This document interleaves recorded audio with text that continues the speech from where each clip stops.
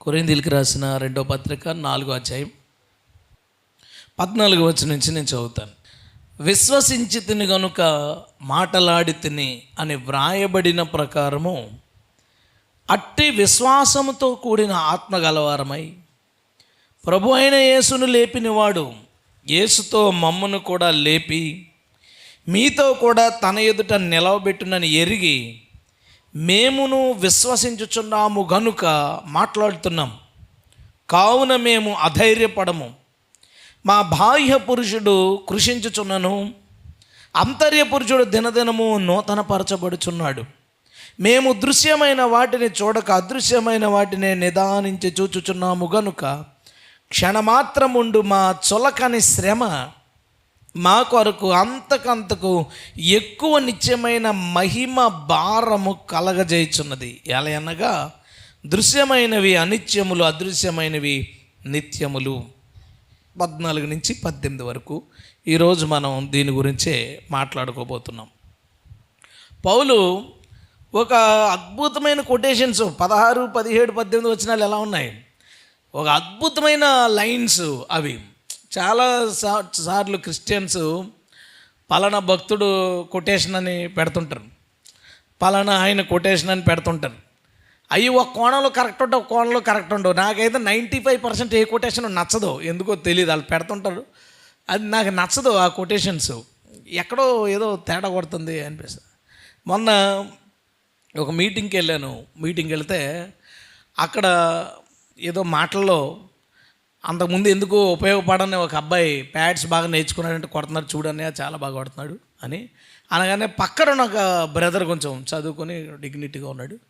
అతను ఏమన్నాడంటే, ఆగిపోయిన గడియారం కూడా 2 సార్లు కరెక్ట్ టైం చెప్తుంది, అందుకే దేన్ని మనం నెగ్లెక్ట్ చేయకూడదని చెప్పారు అన్నాడు. నాకు ఎక్కలా విన్నాను, బాగుంది. ఒక గడియారం 2 గంటల 10 నిమిషాల 10 సెకండ్లకి ఆగిపోయింది అనుకోండి, మధ్యాహ్నం 2 గంటల 10 నిమిషాల 10 సెకండ్లకి ఆ టైం కరెక్ట్ అది. మళ్ళీ మిడ్ నైట్ 2 గంటల 10 నిమిషాల 10 సెకండ్లకి ఆ టైం కరెక్ట్ అది. ఆగిపోయిన గడియారం కూడా 2 సార్లు కరెక్ట్ చెప్తుంది అంటే అది విన్నాను, బాగుంది. నాకు ఎందుకు నచ్చలేదంటే, ఒక రోజు 24 గంటలు కదా, గంటకు 3600 సెకండ్లు. 24 గంటలని 3600 పెట్టి ఇంటూ చేస్తే ఎంత వస్తుంది? ఎవరన్నా చేస్తారా ఒకసారి? 86,400. 90,000 వేసుకోండి రఫ్గా. రోజుకి 90,000 సెకండ్లు, 90,000 సార్లు గడియారం కరెక్ట్ చెప్పాలి, కానీ అది 2 సార్లు చెప్తుంది. అంటే 89,998 సార్లు అది తప్పది. దానికి అదెందుకు చూడలేదు? దీని వ్యక్తిని అలాగే కంపెనీ నాకు నచ్చలే. పైగా అది ఎప్పుడు కరెక్ట్ టైం చెప్తుంది? 2 గంటల 10 నిమిషాల 10 సెకండ్లకి మనం ఆ గడియారం ఇంకా చూస్తేనే అది కరెక్ట్ టైం చెప్పినట్టు. మనం మిగతా టైంలో ఎప్పుడు చూసినా అది రాంగే. సార్ నువ్వు ఎందులో టైం చూసుకుని దాంట్లో చూస్తేనే అది ఉపయోగపడుతుంది. నేను ఇది ఎందుకన్నానంటే, ఏమో ఏదన్నా కండిషన్లో అది ఎవరికన్నా ఉపయోగపడుతుంది, నాకు నచ్చలేదు ఆ కొటేషన్. కానీ బైబిల్లో ఏ కొటేషన్ అన్నా సరే ఎప్పుడు అది పనిచేస్తుంది. దేవుని స్తోత్రం. అది ఎందుకు పంపరో నాకు తెలీదు. దాన్ని ఒక సింపుల్గా కట్ చేసి మేము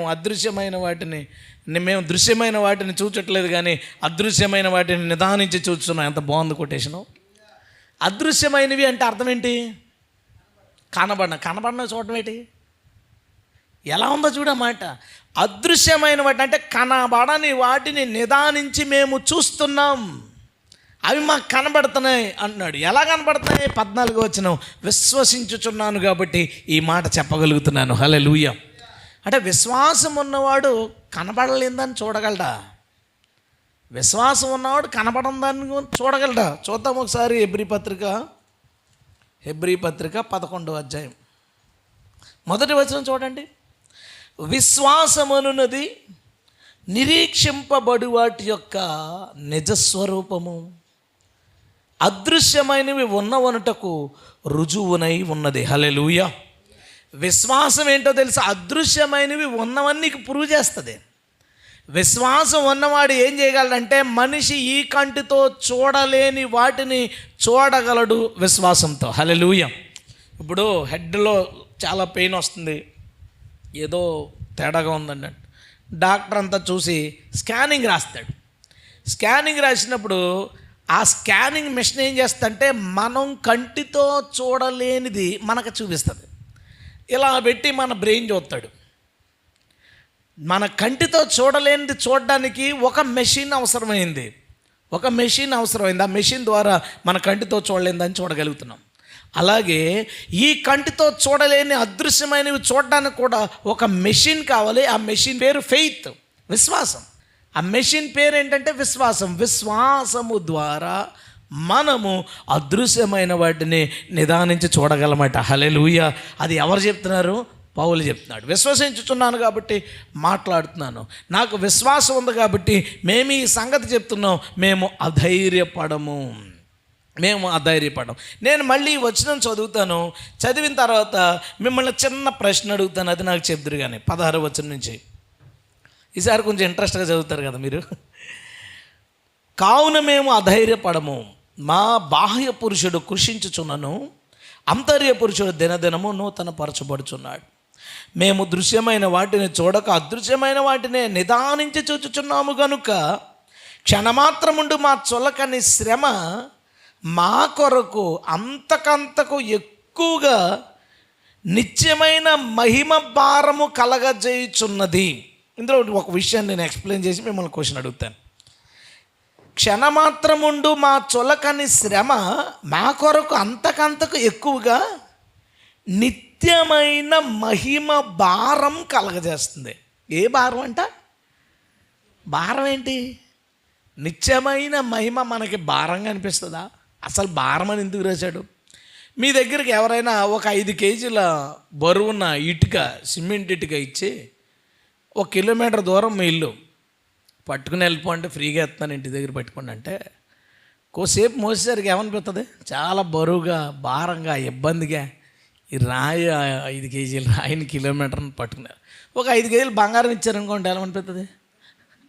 అన్ని పళ్ళు బయటకు వచ్చినాయి. ఎందుకు వచ్చినాయి? 5 కేజీ నెత్తి మీద పెట్టుకుని పట్టిపోతాను సార్, 2 కిలోమీటర్ అయినా పర్లే. 5 కేజీలు బంగారం, అది బరువే, కానీ అది మనకి ఉపయోగపడే బరువు, అది మనకి సంతోషాన్ని ఇచ్చే బరువు. పౌలు ఏమంటున్నాడో తెలుసా? ఈ లోకంలో మాకు కష్టాలు వస్తాయి, ఆ కష్టాలన్నీ మాకు చాలా సింపుల్, చాలా చిన్నవి. పౌలు చెప్తున్నాడు చిన్నవనా? ఇదే దాంట్లో రాశాడు ఎలాంటి కష్టాలు. అవన్నీ ఎలా ఫీల్ అవుతున్నాడంటే క్షణమాత్రం ఉండే చిన్న చిన్న కష్టాలు, అవి మేము అనుభవించడం వల్ల మాకేమవుతుందంటే పరలోకంలో మనకు మహిమ ఉంది కదా, ఆయన మహిమ మనకి ఇస్తాడు కదా, ఆ మహిమ పెరిగిపోయి వెయిట్, మహిమ భారం పెరిగిపోతుంది. అంటే దేవుడి కోసం భూమి మీద శ్రమలు అనుభవించే కొద్దీ దేవుడు అంటాడు కదా, మీరు పొందబోవు మహిమ అంటాడు. అంటే సపోజ్ మహిమని ఇక్కడ భారం అన్నాడు కాబట్టి కేజీలతో చూసామనుకోండి, ఒక క్రైస్తవుడు యథార్థంగా పవిత్రంగా బ్రతికితే వాడికి 10 కేజీలు మహిమ ఇవ్వాలనుకున్నాడు అనుకో, వాడు కనుక కష్టాలు శ్రమలు అనుభవిస్తా ప్రభు కోసం నిలబడి ఆడు జీవితాంతం పరిశుద్ధంగా జీవించి చచ్చిపోతే ఆడికి 100 కేజీలు మహిమ వద్దు అనమాట. మహిమ ఏమవుతుంది? పెరిగిపోతుంది. మనం పొందబోవు మహిమ భారం పెరిగిపోతుంది. దేవుని స్తోత్రం, హల్లెలూయా. అది చెప్తూ ఇప్పుడు ఈసారి నేను ఒక మాట అడుగుతాను, మీరు చెప్పండి. ఇది ఒక బలమైన విశ్వాసం గలవాడు చెప్పిన మాట, అంతే కదా? విశ్వాసం కలిగినోడు అధైర్యపడనన్నాడు. తర్వాత మా జీవితం మేము దృశ్యమైన వాటిని చూడక అదృశ్యమైన చూస్తామని చెప్పాడు.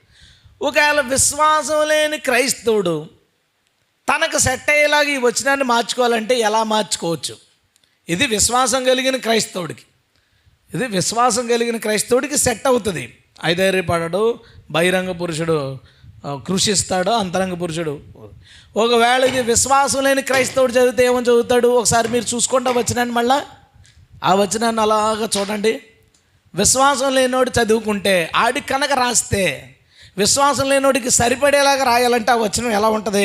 నేను చదువుతాను సరదాగా. కావున మేము ధైర్యపడము, అంతే కదా? అంతేనే వస్తుంది. పైనుంచి అందాం అంటే మేము విశ్వసించట్లేదు కనుక ఎలా మాట్లాడుతున్నాం? ఎలాగా? కావున మేము ధైర్యపడము, మా బాహ్య పురుషుడు దినదినము నూతన పరచబడుతున్నాడు, అంతర్య పురుషుడు కృషించుచున్నాడు, అంతే కదా? సెట్ అయిందా? ముందుకు వెళ్దాం.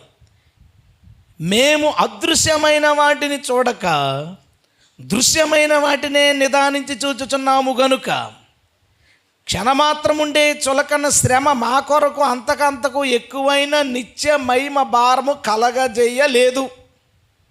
అదే కదా, అలా కలగజేయదు కదా. సో ఇది ఎవరికి సెట్ అయ్యేది? విశ్వాసము లేనోడికి. ధైర్యం ఉండదు, బాహ్య పురుషుడు అంతకంతకు బాగుంటాడు, అంతర్ పురుషుడు అంతకంతకు చెడిపోతాడు. వీరు దృశ్యమైన వాటిని చూస్తారు, అదృశ్యమైన వాటిని చూడలేరు. కష్టాలు శ్రమలు వచ్చినప్పుడు ఇది నాకు మహిమనిస్తుంది అని ఫీల్ అవడం.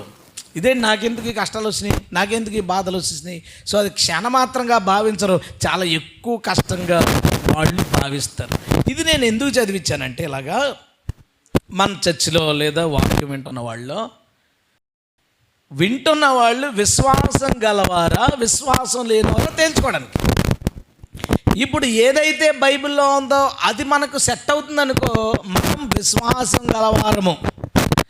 అది మనకి సెట్ అవ్వట్లేదు అనుకోండి, ఇందాకట్లాగా ధైర్యపడము, మా బహిరంగ పురుషుడు బాగుంటాడు, అంతరంగ పురుషుడు పాడైపోతాడు, ఇలాంటిది సెట్ అయింది అనుకోండి, వాళ్ళు విశ్వాసం లేని వారు. పేరు వాళ్ళ సేవకులు కావచ్చు, రెవరెండ్లు కావచ్చు, డాక్టర్లు కావచ్చు, బిషప్లు కావచ్చు, పెద్దలు కావచ్చు, సీనియర్ క్రిస్టియన్స్ కావచ్చు, వాళ్ళు ఎవరైనా మాత్రం సింపుల్గా చెప్పాలంటే వారు విశ్వాసం గలవారు కాదు.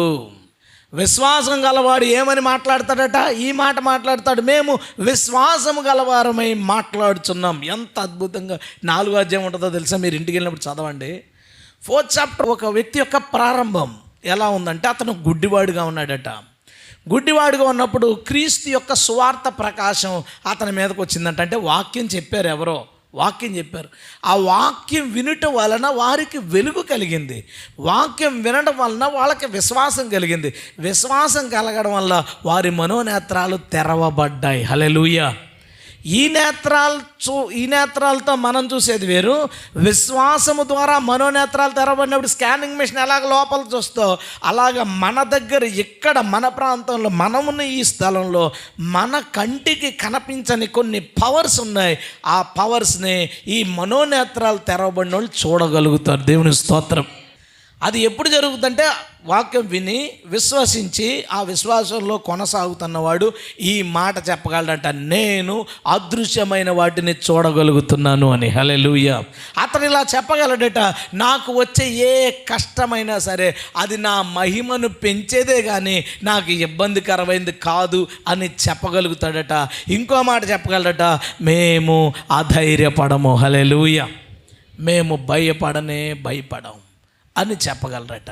సో ఇందులో మనం ఏ కేటగిరీలో ఉన్నాం, ఎటువైపు ఉన్నాం అనేది మనం తేల్చుకోవడానికి ప్రయత్నిద్దాం. దేవుడు మనల్ని ఈరోజు విశ్వాసము గలవాడు మాట్లాడే విధంగా మనల్ని చేయునుగాక. ఆమేన్. హల్లెలూయా. హల్లెలూయా. విశ్వాసం ఉంచినవాడు ఏం చేయగలడట? అదృశ్యమైన వాటిని నిదానించి చూడగలడు. ఇది అద్భుతమైన మాట. విశ్వాసికి అవిశ్వాసికి ఉన్న తేడా అదే. విశ్వాసము లేనివాడు తన కంటికి కనబడిన దానిని తాను నమ్మలేడు, తను చూడలేడు. కానీ విశ్వాసము గలవాడు తన కంటికి కనబడని వాటిని తాను చూడగలడు. హల్లెలూయా. కొంతమంది ప్రభు నాకు కనబడ్డాడండి, ప్రభు స్వరం నేను విన్నాను, ప్రభుని నేను చూశాను అంటే, ఇంకొంతమంది ఏమంటారంటే, దేవుడు ఎలా కనబడతాడు? దేవుడు కనబడతాడా? ఎవరు ఎప్పుడు ప్రభుని చూడలేదని ఉంది, దేవుణ్ణి ఎలా చూడగలరు అంటాడు. బైబిల్ అంటది, హృదయ శుద్ధి గలవాడు ధన్యుడు వారు ప్రభువుని చూచెదరు. హల్లెలూయా. విశ్వాసం గలవాడు అదృశ్యమైన వాటిని చూడగలడు.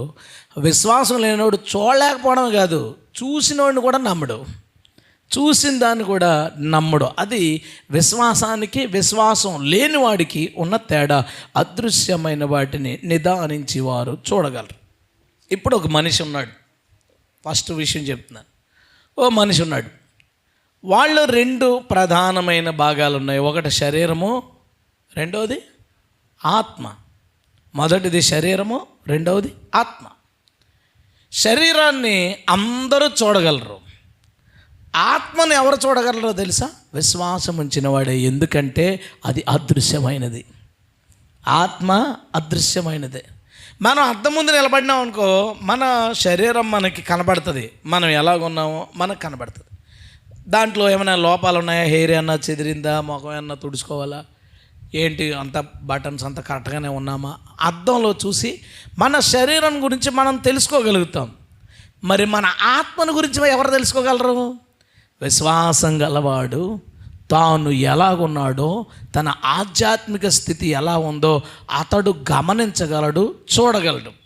ఇప్పుడు అది నువ్వు చెయ్యగలుగుతున్నావో లేదో తెలిస్తే ఓ పాయింట్లో పాస్ అయినట్టే. లేదంటే మాత్రం ఇందాక రివర్స్లో చదువుకున్నాం కదా, మేము ధైర్యపడం, మా బావి పురుషుడు బాగుంటాడు. ఇప్పుడు అసలు ఎంతవరకు దాన్ని చూద్దాం. దృశ్యమైన వాటిని చూస్తూ అదృశ్యమైన వాటిని కూడా చూడగలిగే వాడి జీవితం ఎలా ఉంటుందట, వాడి బహిరంగ పురుషుడు కృషిస్తాడట, అంతరంగ పురుషుడు అంతకంతకు నూతనపరచబడతాడట. హల్లెలూయా. బహిరంగ పురుషుడు అంటే ఎవరు? మనిషికి శరీరం. స్త్రీలు కూడా ఇంకా అలాగే అనుకోండి, మళ్ళీ బహిరంగ స్త్రీలు అని చెప్పను నేను. ఇక బహిరంగ పురుషులు అంటే మీ శరీరాలు, అంతర్య పురుషులు అంటే మీ ఆత్మగా ఫిక్స్ అయిపోండి. ఎందుకంటే క్రీస్తులో విశ్వాసంతో మారు మనసు మంది బాప్తిజం పొందిన వాళ్ళు అందరూ దేవుని కుమారులు. దేవుని స్తోత్రం. అందులో స్త్రీ అని పురుషుడు అని లేదు, అందరూ కూడా దేవుని కుమారులే. కాబట్టి బహిరంగ పురుషుడు, అంతరంగ పురుషుడు, అంతర్య పురుషుడు అనగా శరీరము, ఆత్మ. ఒక వ్యక్తి ప్రభువుని నమ్ముకున్న కొత్తలో ఒక లేడీ హ్యాండ్ బ్యాగ్ ఎలా ఉంటుందంటే, కర్చీఫ్ ఉండి, కర్చీఫ్లో కొంత పౌడర్ ఉండి, ఓ దువ్వని ఉండి, ఓ చిన్న అద్దం ఉండి, ఇలా చర్చిలోకి వచ్చే ముందు ఒకసారి అర్థం చేసుకుని అంత శుభ్రంగా తుడిచి కూర్చొని, మళ్ళీ చెమటలు పడుతుందంటే జాగ్రత్తగా ముందు కర్చీఫ్తో పై పొరతో తుడిచేసుకుని ఓపెన్ చేస్తే లోపల పౌడర్ ఉంటుంది, దాంతో అల్లా తుడిచేసుకుంటే నీట్గా. ఆమె కాదు, మగవాళ్ళే కదా, అందరికీ ఏంటంటే మన బాడీ మీద మనకి చాలా కాన్సన్ట్రేషన్ ఉంటుంది. అక్కడ చిన్న మచ్చ మొదలైన, ముఖం మీద ఎక్కడైనా చిన్న మచ్చ ఉన్నా, కళ్ళు కింద డార్క్ సర్కిల్స్ ఉన్నా, ఏమున్నా సరే దాన్ని ఎలాగరా, దీన్ని ఏదోలాగా బాగు చేయాలి, ఇది ఏంటని అందరినీ సలహాలు అడుగుతారు. కళ్ళు కింద మచ్చలు పోవాలంటే ఎలాగ పెరుగు రాయాలని ఒకడు అంటాడు, మట్టి రాయాలని ఒకడు అంటాడు, పెంట రాయాలని ఒకడు అంటాడు. ఏం చెప్తే అది అలాగా రాసేసి అలాగ ఏంటి టమాటా లేయరు, నిమ్మకాయ లేయరు, తర్వాత శనగపిండి లేయరు, తర్వాత ఈ మధ్యన సూపు లాంటివి వచ్చినాయి ట్యూబ్లు, అవి రాసుకుంటే అవి ఎండిపోయిన తర్వాత పొరలు పీక్కుంటే, చిన్నప్పుడు పొన్నమనాగని సినిమాలో చిరంజీవి పీక్కుంటాడు పొరలు, అలాగ పొరలు పీక్కుని. ఈ బాధలన్నీ ఎందుకంటే బహిరంగ పురుషుడు అందంగా నూతనపరచబడాలి. బహిరంగ పురుషుడు నూతనపరచబడాలి. ఎంత వయసు వచ్చినా సరే నూతనంగా, నిత్య నూతనంగా కనపడాలి. వెంట్రుకలు, ముసలెంట్రుకలు కనపడకూడదు నెత్తి మీద, అది బాధ. అది దానికి ఎలాగా? ఇప్పుడు నేనేమో రంగు వేసుకోకూడదను, పాస్టర్ గారు రంగు వేసుకోవద్దన్నా, ఇంకోలాగా ఎలా చేసుకోవచ్చు? దానికి మళ్ళీ దారులు ఉంటాయి. ఎందుకంటే నీ బహిరంగ పురుషుణ్ణి అందంగా చేసుకోవడానికి లోకంలో బోల్డ్ అని దారులు ఉంటాయి. ఎందుకంటే లోకం అంతా బహిరంగ పురుషుడిదే కదా జీవితం, దానికి బోల్డ్ అని దారులు ఉంటాయి. ఒక 6 నెలల క్రితం ఒకరిని చూస్తాం, చామన్ ఛాయలో ఉంటారు, 6 నెలల తర్వాత చూస్తే తెల్లగా అయిపోతారు. ఎలాగయ్యారు వీళ్ళు, ఏం చేశారంట వీళ్ళు?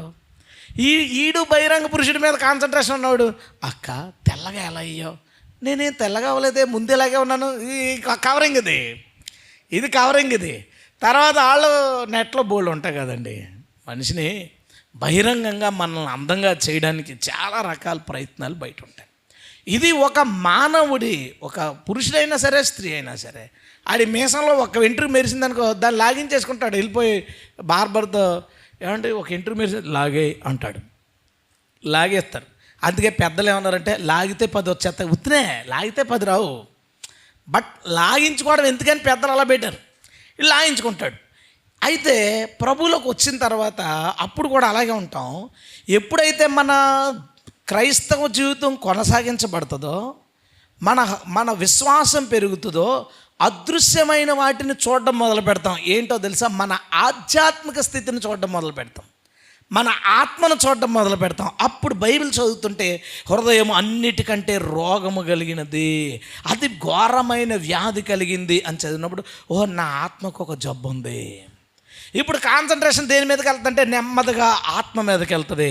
నేను చదవలేదు, బైబిల్ చదవలేదు, నాకు పాటలు రావట్లేదు, నేను పాటలు నేర్చుకోవాలి, బైబిల్ నేర్చుకోవాలి, ప్రేయర్ చేసుకోవాలి, దేవునికి దగ్గర అవ్వాలి, పరిశుద్ధాత్మను పొందుకోవాలి, వరాలు పొందుకోవాలి, దేవుళ్ళు ఇంకా ముందుకెళ్ళాలి, ప్రభు పరిచర్య చేయాలి. ఇది ఒకటే వీళ్ళలో పెరుగుతుంటే వీళ్ళ మనసు, వీళ్ళ కాన్సన్ట్రేషన్ శరీరం మీద నుంచి ఎక్కడికి వెళ్తుందో తెలుసా? ఆత్మ మీదకి వెళ్తుంది. ఇందాక సోదరుడు ఆ వచనమే చూపించాడు. రోమాపత్రిక 8వ అధ్యాయంలో శరీరానుసారులు శరీర విషయముల మీద మనసుంతురు, ఆత్మానుసారులు ఆత్మ విషయముల మీద మనసుంతురు.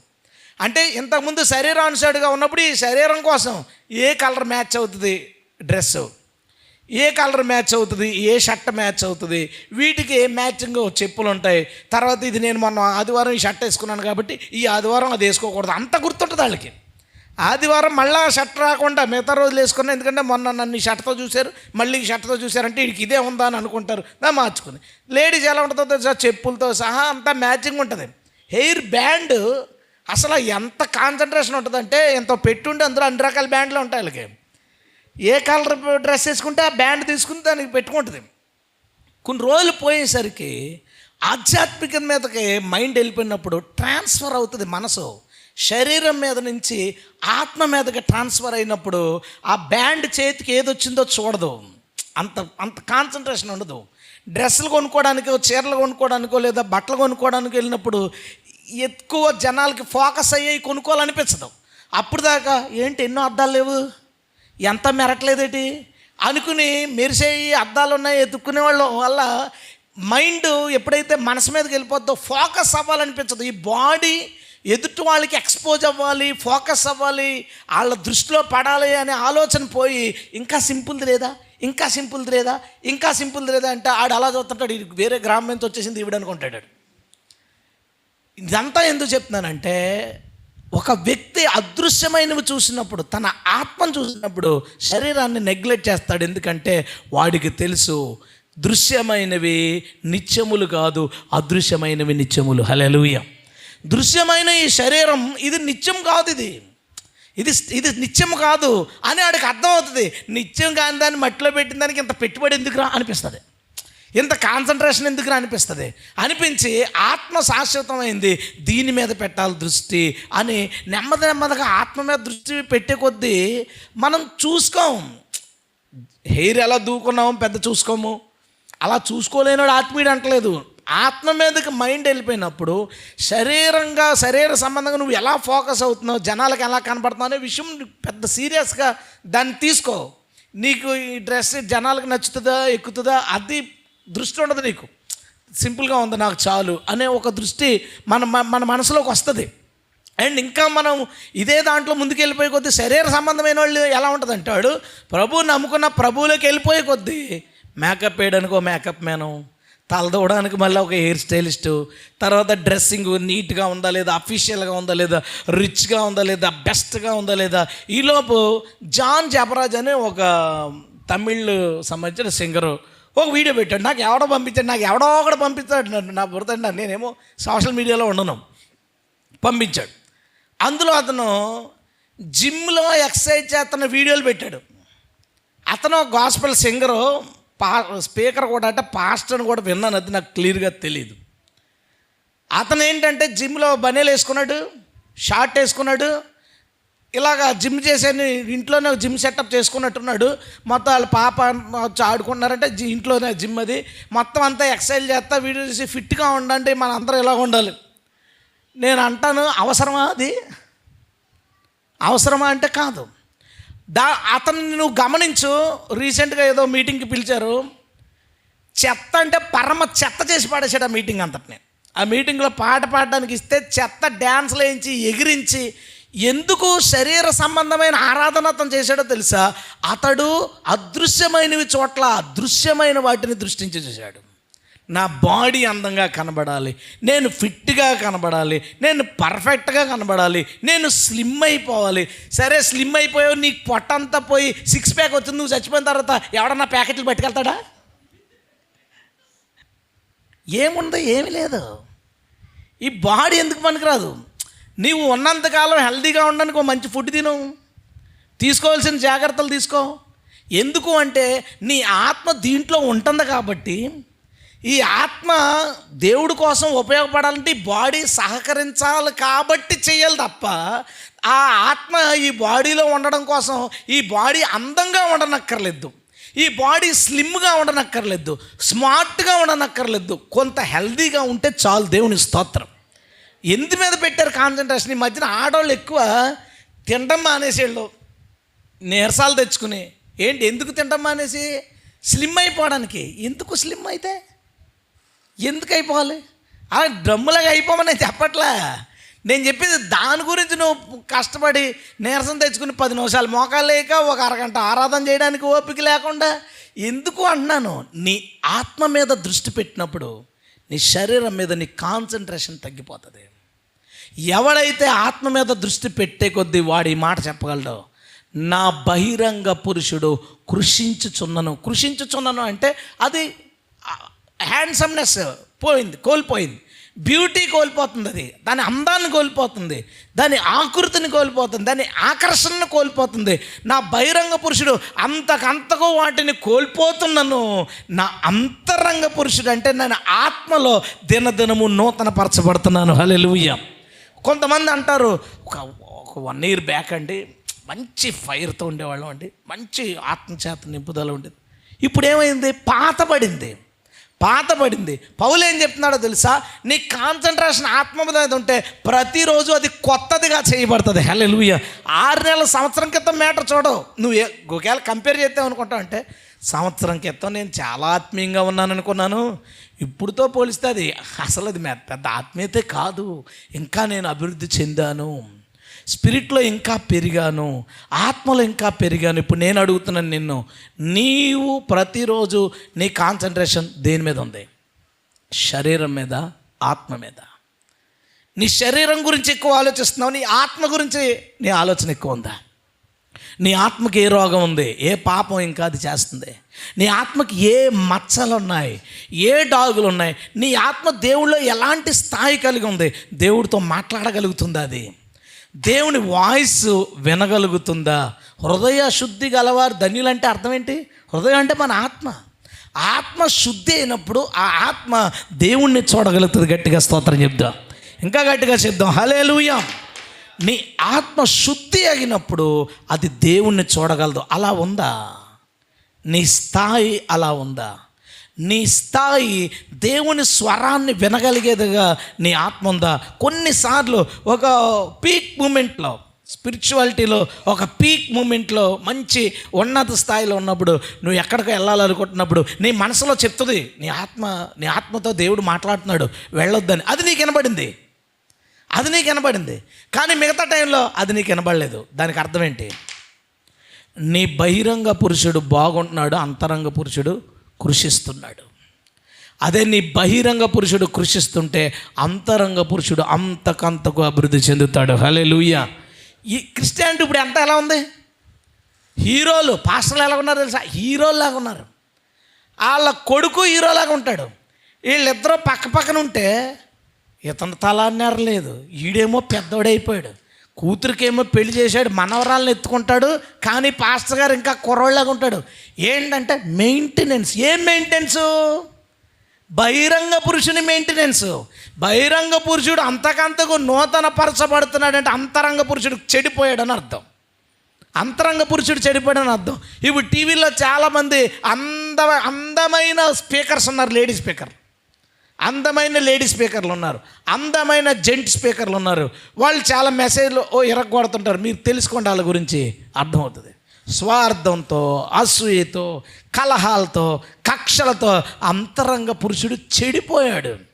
బహిరంగ పురుషుడు మాత్రం మంచి బట్టలతో, అందమైన రూపముతో, చక్కని కలర్ఫుల్గా, చక్కని రంగులతో ఎంతో బాగున్నారు. నీ పరిస్థితి ఎలా ఉంది? నీ పరిస్థితి ఎలా ఉంది? నీ బహిరంగ పురుషుడు, అంతరంగ పురుషుడు, దాని గురించి నాకు చెప్పు. ఎక్కువ యవ్వన కాలంలో ఉన్న వాళ్ళకి ఇంకా ఏదో రంగు ఇంకా కావాలి, వాళ్ళకి ఇంకా ఏదో అందం వచ్చేయాలి అని ఒక తపన ఉంటుంది. నువ్వు దేవుని లోపలికి వెళ్ళిపోతుంటే, విశ్వాసంలో నువ్వు అడుగు ముందుకు వేసుకుంటూ వెళ్ళిపోతుంటే నీ మైండ్లోంచి అది పోతుంది. అది పోత దానికి అదే సహసిద్ధంగా పోయి నీ బహిరంగ పురుషుడు ఏమవుతాడో పెద్ద నీకు దృష్టి ఉండదు. అదేంటి ముఖం అలా అయిపోయిందని ఎవరో ఒకరు చెప్పేదాకా మనకు అది అర్థం అవుతుంది. అదేంటి ఇంత నెరిసిపోయింది నీ జుట్టు అని చెప్పేదాకా మనకు అది అర్థం అవుతుంది. అదే ఈ బహిరంగ పురుషుడి మీద కాన్సన్ట్రేషన్ ఉండేవాళ్ళు ఉంటారు చూసావా, తల నెరవడం అంటే వాళ్ళకి ఎంత పెద్ద సమస్య అంటే ఏంటి రెండో ఇంటికి మీద నెరిసిపోయిందా ఏంటి, ఇలా చూడండి ఇక్కడ ఏమవుతుంది దానివల్ల? ఇది శాశ్వతమైనదా? కాదు. చివరి లైన్ ఎంత బాగుంది, దృశ్యమైనవి అనిత్యములు, అదృశ్యమైనవి నిత్యములు. హల్లెలూయా. ఈ అనిత్యమైన శరీరం అందంగా ఉన్న, బలంగా ఉన్న, ఆరోగ్యంగా ఉన్న, తెల్లగా ఉన్న, నల్లగా ఉన్న, ఇది శాశ్వతమైనది కాదు. దీని మీద దృష్టి కలిగినోడు శాశ్వతమైన ఆత్మను పాడు చేసుకుంటాడు. క్రైస్తవుడా, నీ దృష్టి దేని మీద ఉంది? సోదరి, నీ ఆలోచన దేని మీద ఉంది? ఒక్కొక్క రచ్చ చేసేస్తుంటారు అమ్మాయిలు ఇంట్లో వాళ్ళ అమ్మనాల్ని, నాకు అదేదో డ్రెస్ వచ్చిందంటే అది కొని అంటది. దాని బదులు అదేదో వరం వచ్చిందంట చర్చిలో ఇంకొకరికి, అది నాకు కావాలన్నావా ఎప్పుడైనా? అనవో. ఎందుకు అనవు అంటే నీవు దృశ్యమైన వాటిని చూస్తున్నావు, అదృశ్యమైనవి చోట్ల. నీ ఆలోచన అంతా ఆత్మ మీద కనుక ఉంటే, నీ ఆత్మ ఎలా ఉంది, దీన్ని ఎలా శుద్ధి చేసుకోవాలి, దీన్ని ఎలా పవిత్రపరచుకోవాలి, దీన్ని ఎలాగ మచ్చ డాగు లేకుండా కాపాడుకోవాలని నీ ఆలోచన కనుక నీ ఆత్మ మీద ఉంటే, నీ పద్ధతి, నువ్వు చూసే విధానం, వెళ్ళే స్థలాలు అన్నీ మారిపోతాయి. కేవలం ఈ ఒక్కటి నువ్వు చేయగలిగితే స్తోత్రం చెప్దాం. హల్లెలూయా. నిజంగా మారిపోతాయి. నిజంగా దాని మీద ఉండదు కదా నీకు. నువ్వు ఆలోచించుకుంటే ఎన్నో నీ శరీర సంబంధమైనవే, ఎప్పుడు ఎక్కడికైనా బయటికి వెళ్ళామనుకోండి, మన టీం వాళ్ళు ఎవరన్నా వాళ్ళు ఆ ప్లేస్లో ఉండడానికి ఇబ్బంది పడేవాళ్ళు చాలామంది ఉంటారు. నేను అసలు ఏ ప్లేస్లో ఉన్నా ఇబ్బంది పడినా. ఎందుకంటే మా ఇంట్లో నేను ఇప్పుడు నేల మీదే పడుకుంటాను. ఇప్పుడు కూడా కింద పడుకుంటాను, తలకాయ పరుపు మీద ఎట్టుకుంటాను. ఎవడన్నా పడుకుంటాడు అలాగా?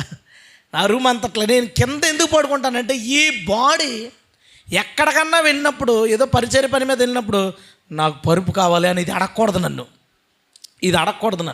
అక్షయ్ గారు చెప్తాను, ఏం పెట్టినా తినడం నేర్చుకో, అలవాటు చేసుకో. అది బాగున్నా బాగోకపోయినా, ఎందుకంటే ఈ బాడీ నాకు రుచి అయిందే కావాలని అడగకూడదు. దానికి అంత సీన్ ఇవ్వకూడదు.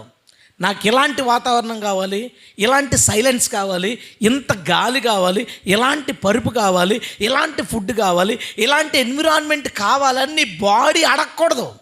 అది నిన్ను డిమాండ్ చేయకూడదు. నీ ఆత్మ ఏం చేయాలనుకుంటే దానికి నీ బాడీ సపోర్ట్ చేసేలాగా దాన్ని నలగగొట్టి లోబరుచుకో. స్తోత్రం. పౌలు అనలేదా మాట? నేను నా శరీరమును నలగగొట్టి లోబరుచుకుంటున్నాను. ఎందుకు అంత పని ఎందుకు చేయాల్సి వస్తుంది? ఈ బహిరంగ పురుషుడికి నువ్వు అవకాశం ఇచ్చావా, అంతరంగ పురుషుని తొక్కేస్తుంది. అది అంతరంగ పురుషుని తొక్కేస్తుంది. అంతరంగ పురుషుని మీద కాన్సన్ట్రేట్ చేసి అభివృద్ధి చేసావా, బహిరంగ పురుషుడు కృషించిపోతాడు. ఏం లేదండి, నేను బయటకు కూడా చాలా బాగుంటాను, లోపల కూడా చాలా బాగుంటాను అంటే బైబిల్ తప్పు. ఈ రెండు ఆపోజిట్ వర్డ్స్. నువ్వు శరీరం మీద కాన్సన్ట్రేట్ చేసి ఆత్మీయంగా కూడా బాగున్నాను అనుకోవడం నీ భ్రమ. అది నీ భ్రమ. ఒకడు ఆధ్యాత్మిక మీద కాన్సన్ట్రేట్ చేసినప్పుడు శరీరం ఎలా ఉంటుందో తెలియదు. అంత పెద్ద కాన్సన్ట్రేషన్ ఉండదు, దాని అంత దృష్టి ఉండదు. నేను ఇంకొక మాట కూడా అడగాలనుకుంటున్నాను దీంట్లో. నువ్వు ఎవరినైనా చూసినప్పుడు, ఎవరైనా నువ్వు ఎదురుపడినప్పుడు, వాళ్ళని నువ్వు ట్రీట్ చేసేటప్పుడు, వాళ్ళతో నువ్వు కలిసి ఉండేటప్పుడు, వాళ్ళ శరీరాన్ని చూస్తావా, వాళ్ళ ఆత్మని చూస్తావా? వాళ్ళ శరీరాన్ని చూస్తావా, వాళ్ళ ఆధ్యాత్మిక స్థితిని చూస్తావా? ఇప్పుడు ఒక వ్యక్తి మొన్న ఒక చోటుకి వెళ్ళాను, కొంచెం టైం అడిగాను ఒక విషయం చెప్పడానికి. నేను మన బెకారాళ్ళకి గెడ్డం వ్యవహారం ఎలా ఉంటాను కదా. ఒక పెద్ద అయినా అక్కడ లోకల్లో పెద్ద అయినా నన్ను రికమెండ్ చేశాడు, చాలా ఇంపార్టెంట్ పర్సన్ అండి అతను. కానీ మన మొఖం అలా లేదు, ఇంపార్టెంట్ పర్సన్ లాగా. చాలా ఇబ్బందిగా 5 నిమిషాలు టైం ఇచ్చాడు. మాట్లాడతాం మొదలెట్టిన 2 నిమిషాలు అయ్యేసరికి త్వరగా కన్క్లూడ్ చేయి అన్నాడు కింద కూర్చొని. నేను కన్క్లూడ్ చేసి కూర్చున్నాను. నన్ను రికమెండ్ చేసిన ఆయనకి నా మినిస్ట్రీ అంతా చాలా సంవత్సరాలుగా తెలుసు. ఆయన తెగ ఫీల్ అయిపోతున్నాడు, మిమ్మల్ని ఇలా ట్రీట్ చేసేటట్టు నేను తట్టుకోలేవా. నేను చాలా సింపుల్గా, అంతేం ఫీల్ అవ్వద్దండి. ఆయన ట్రీట్ చేసింది నా బాడీని, నా స్పిరిచువాలిటీని కాదు. అతడు నా బాడీనే చూశాడు. అదే కనుక నేను వెళ్ళినప్పుడు నీట్గా షేవ్ చేసుకుని, తలక రంగు వేసుకుని, ఓ సూట్ వేసుకుని, ఊహించుకోవద్దు ఎవడ దయచేసి, నాకే ఊహకు రావట్లేదు అది. నీట్గా సూట్ వేసుకుని షూ వేసుకుని కారులో నుంచి టక్ మందికి వస్తుంటే హైగారు టైం ఇస్తాడు. నేను 5 నిమిషాలతో 6 నిమిషాలు మాట్లాడినా 7 నిమిషాలు మాట్లాడినా ఎవడో నోరేస్తారు. ఎందుకంటే వాళ్ళు చూస్తున్నది నా బాడీని, వాళ్ళు నా శరీరాన్ని చూస్తున్నారు. నాకేం చింతలేదు, ఎందుకంటే దీని మీద మనకు అంత కాన్సన్ట్రేషన్ లేదు. ఆడు ఎలా ట్రీట్ చేసినా నాకు ఇబ్బంది లేదు. నేను ఫీల్ అవ్వట్లేదండి అంటే ఈయన తెగ ఫీల్ అయిపోతున్నాను. నేను ఫీల్ అవ్వట్లేదండి బాబు అంటే ఆ పక్కన యూత్ కుర్రాడు, ఏంటన్నా మీ మినిస్ట్రీ ఏంటి అన్నవాడు ఎవరో తెలుసు, అతనికి సరే చచ్చలేదు. అరే ఎన్ని వదిలేరా బాబు నువ్వు, మళ్ళీ అతను కూడా శరీరమే చూస్తున్నాడు. ఇతను ఇప్పుడు అతను నా శరీరాన్ని చూసేటి, ఇతను తన శరీరాన్ని చూస్తున్నాడు. కానీ మనం ఆత్మను చోట్ల, అదృశ్యమైన దాన్ని చోట్ల. ఒక వ్యక్తి మనకు ఎదురుపడినప్పుడు అతనిలో ఉన్న అదృశ్యమైన ఆత్మ ఏ ఆధ్యాత్మిక స్థితిలో ఉందో మనం చూడగలిగితే, వాళ్ళు ఆత్మీయులైతే వాళ్ళు ఎలా కనబడినా, శరీర సంబంధంగా వాళ్ళు ఎలాంటి స్థితిలో ఉన్నా వాళ్ళని మనం చాలా గౌరవించగలం. హల్లెలూయా. అది నేర్చుకుంటాం. నీవు నీ ఆత్మను చూడగలగాలి, ఎదుటి వాళ్ళ ఆధ్యాత్మిక స్థితిని నువ్వు చూడగలగాలి. ఒక వ్యక్తి విలువ అతని ఆధ్యాత్మికతను బట్టే వారికి దొరుకుతుంది. మనం కూడా అలా ఇచ్చే విధంగా ప్రభు కృప చూపునుగాక. ఆమేన్. హల్లెలూయా. ఏంటి మనం నేర్చుకున్న మొదటి విషయం? శరీరమును చూడక ఆత్మని, అది నీ శరీరము, నీ బహిరంగ పురుషుణ్ణి చూడక అంతరంగ పురుషుణ్ణి చూడు. నీ బహిరంగ పురుషుడు అంతకంతకు కృషించాలి, అంతరంగ పురుషుడు దినదినము నూతన పరచబడునుగాక. అప్పుడు 5వ అధ్యాయంలో ఉంటుంది, నేను చెప్తాను తర్వాత. ఆ మాటలు నెరవేరుతాయి. కానీ విశ్వాసం గలవాడు ఈ మాట చెప్పగలట. మరి మిగతా వాళ్ళందరూ ఈ రంగులు అంగులు బ్యాచ్ విశ్వాసం లేదంటే బైబిల్ ప్రకారం లేదు. అది చెప్పడానికి నాకేమీ చింత లేదు, ఇబ్బంది లేదు. విశ్వాసము గలవాడు అదృశ్యమైన వాటిని చూడగలుగుతాడు. ఆమె ఎలా రంగేసుకునేటప్పుడు నేను ఇలా ఉన్నానే, నా ఆత్మ ఎలాగ ఉంది, నేను పరలోకం వెళ్తానా నరకానికి వెళ్తానని అని ఆలోచించుకునే స్థితి అక్కడ లేదు. అలా ఆలోచించుకునేవాళ్ళు అలాంటి బ్రతుకు బ్రతకరు, అలాంటి చెత్త బ్రతుకు బ్రతకరు.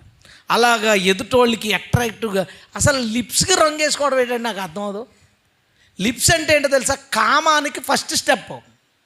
ఒక వ్యభిచారం, ఒక అపవిత్రత ప్రారంభమయ్యేది ముద్దు నుంచి, అది లిప్స్. దానికి రంగు వ్యభిచారులు వేసుకుని దాని మీద దృష్టి పడేలాగా వాళ్ళని ఆకర్షించడానికి చేశారు. ఈరోజు పాస్టమ్ లిప్స్టిక్ ఎందుకు వేసుకుంటుంది ఆలోచించడానికి అసహ్యంగా లేదు, అసహ్యంగా ఉంది. అవసరం ఏంటి? నీ పెదవుల నుంచి వచ్చే మాట ముఖ్యం, నీ పెదవులకి వేసిన రంగా ముఖ్యం. మనుషులు శరీర స్వభావులై బహిరంగ పురుషుడు అందంగా అయిపోతున్నాడు, అంతరంగ పురుషుడు కృషించిపోతున్నాడు. ఇది ప్రస్తుత క్రైస్తవ్యం. నువ్వెలాగున్నావు అది ఆలోచించుకో, అది మాత్రం నువ్వు ఖచ్చితంగా ఆలోచించుకో. మొదటి విషయం. రెండో విషయం ఏంటంటే, అదృశ్యమైన వాటిని నిదానించి చూడగలుగుతాం కదా. ఒక వ్యక్తి నీ మీద కక్ష కట్టుకుని ఉన్నాడు, నిన్ను ఏదోలాగా ఇబ్బంది పెట్టడానికి ప్రయత్నిస్తున్నాడు. శరీర సంబంధమైన వ్యక్తి దృశ్యమైన వాటిని చూసేవాడు ఏమనుకుంటాడంటే, పలానా సుబ్రహ్మణ్యం నన్ను ఏదోలాగా ఇబ్బంది పెట్టాలని చూస్తున్నాడు. ఈ అదృశ్యమైనవి చూసేవాడు ఏమని చేస్తాడో తెలుసా?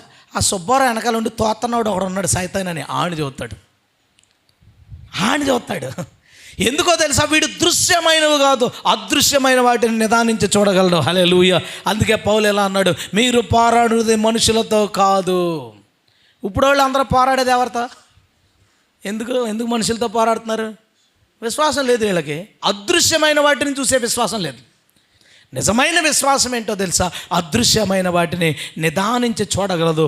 అట్టి వారు విశ్వాసంతో మాట్లాడతారు. వీళ్ళు విశ్వాసం కలిగి ఉంటే కలిగి ఉండొచ్చు, కానీ విశ్వాసంతో మాట్లాడే అంతటి స్థాయి మాత్రం వాళ్ళకి లేదు. ఇప్పుడు శత్రువుని ప్రేమించడం అంటే అర్థం ఏంటి?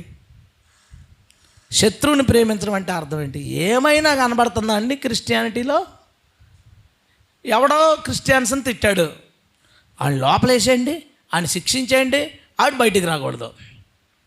ఇంకొకడు అంటాడు, ఒకసారి నన్ను కలిశాడు, ఒక యంగ్స్టర్ కలిసి, పాస్టర్ గారు మేము ఒక టీం ఫామ్ చేస్తున్నాం, మీరు ప్రార్థన చేయండి, అప్పుడప్పుడు మమ్మల్ని మోటివేట్ చేయడానికి రండి అన్నాడు.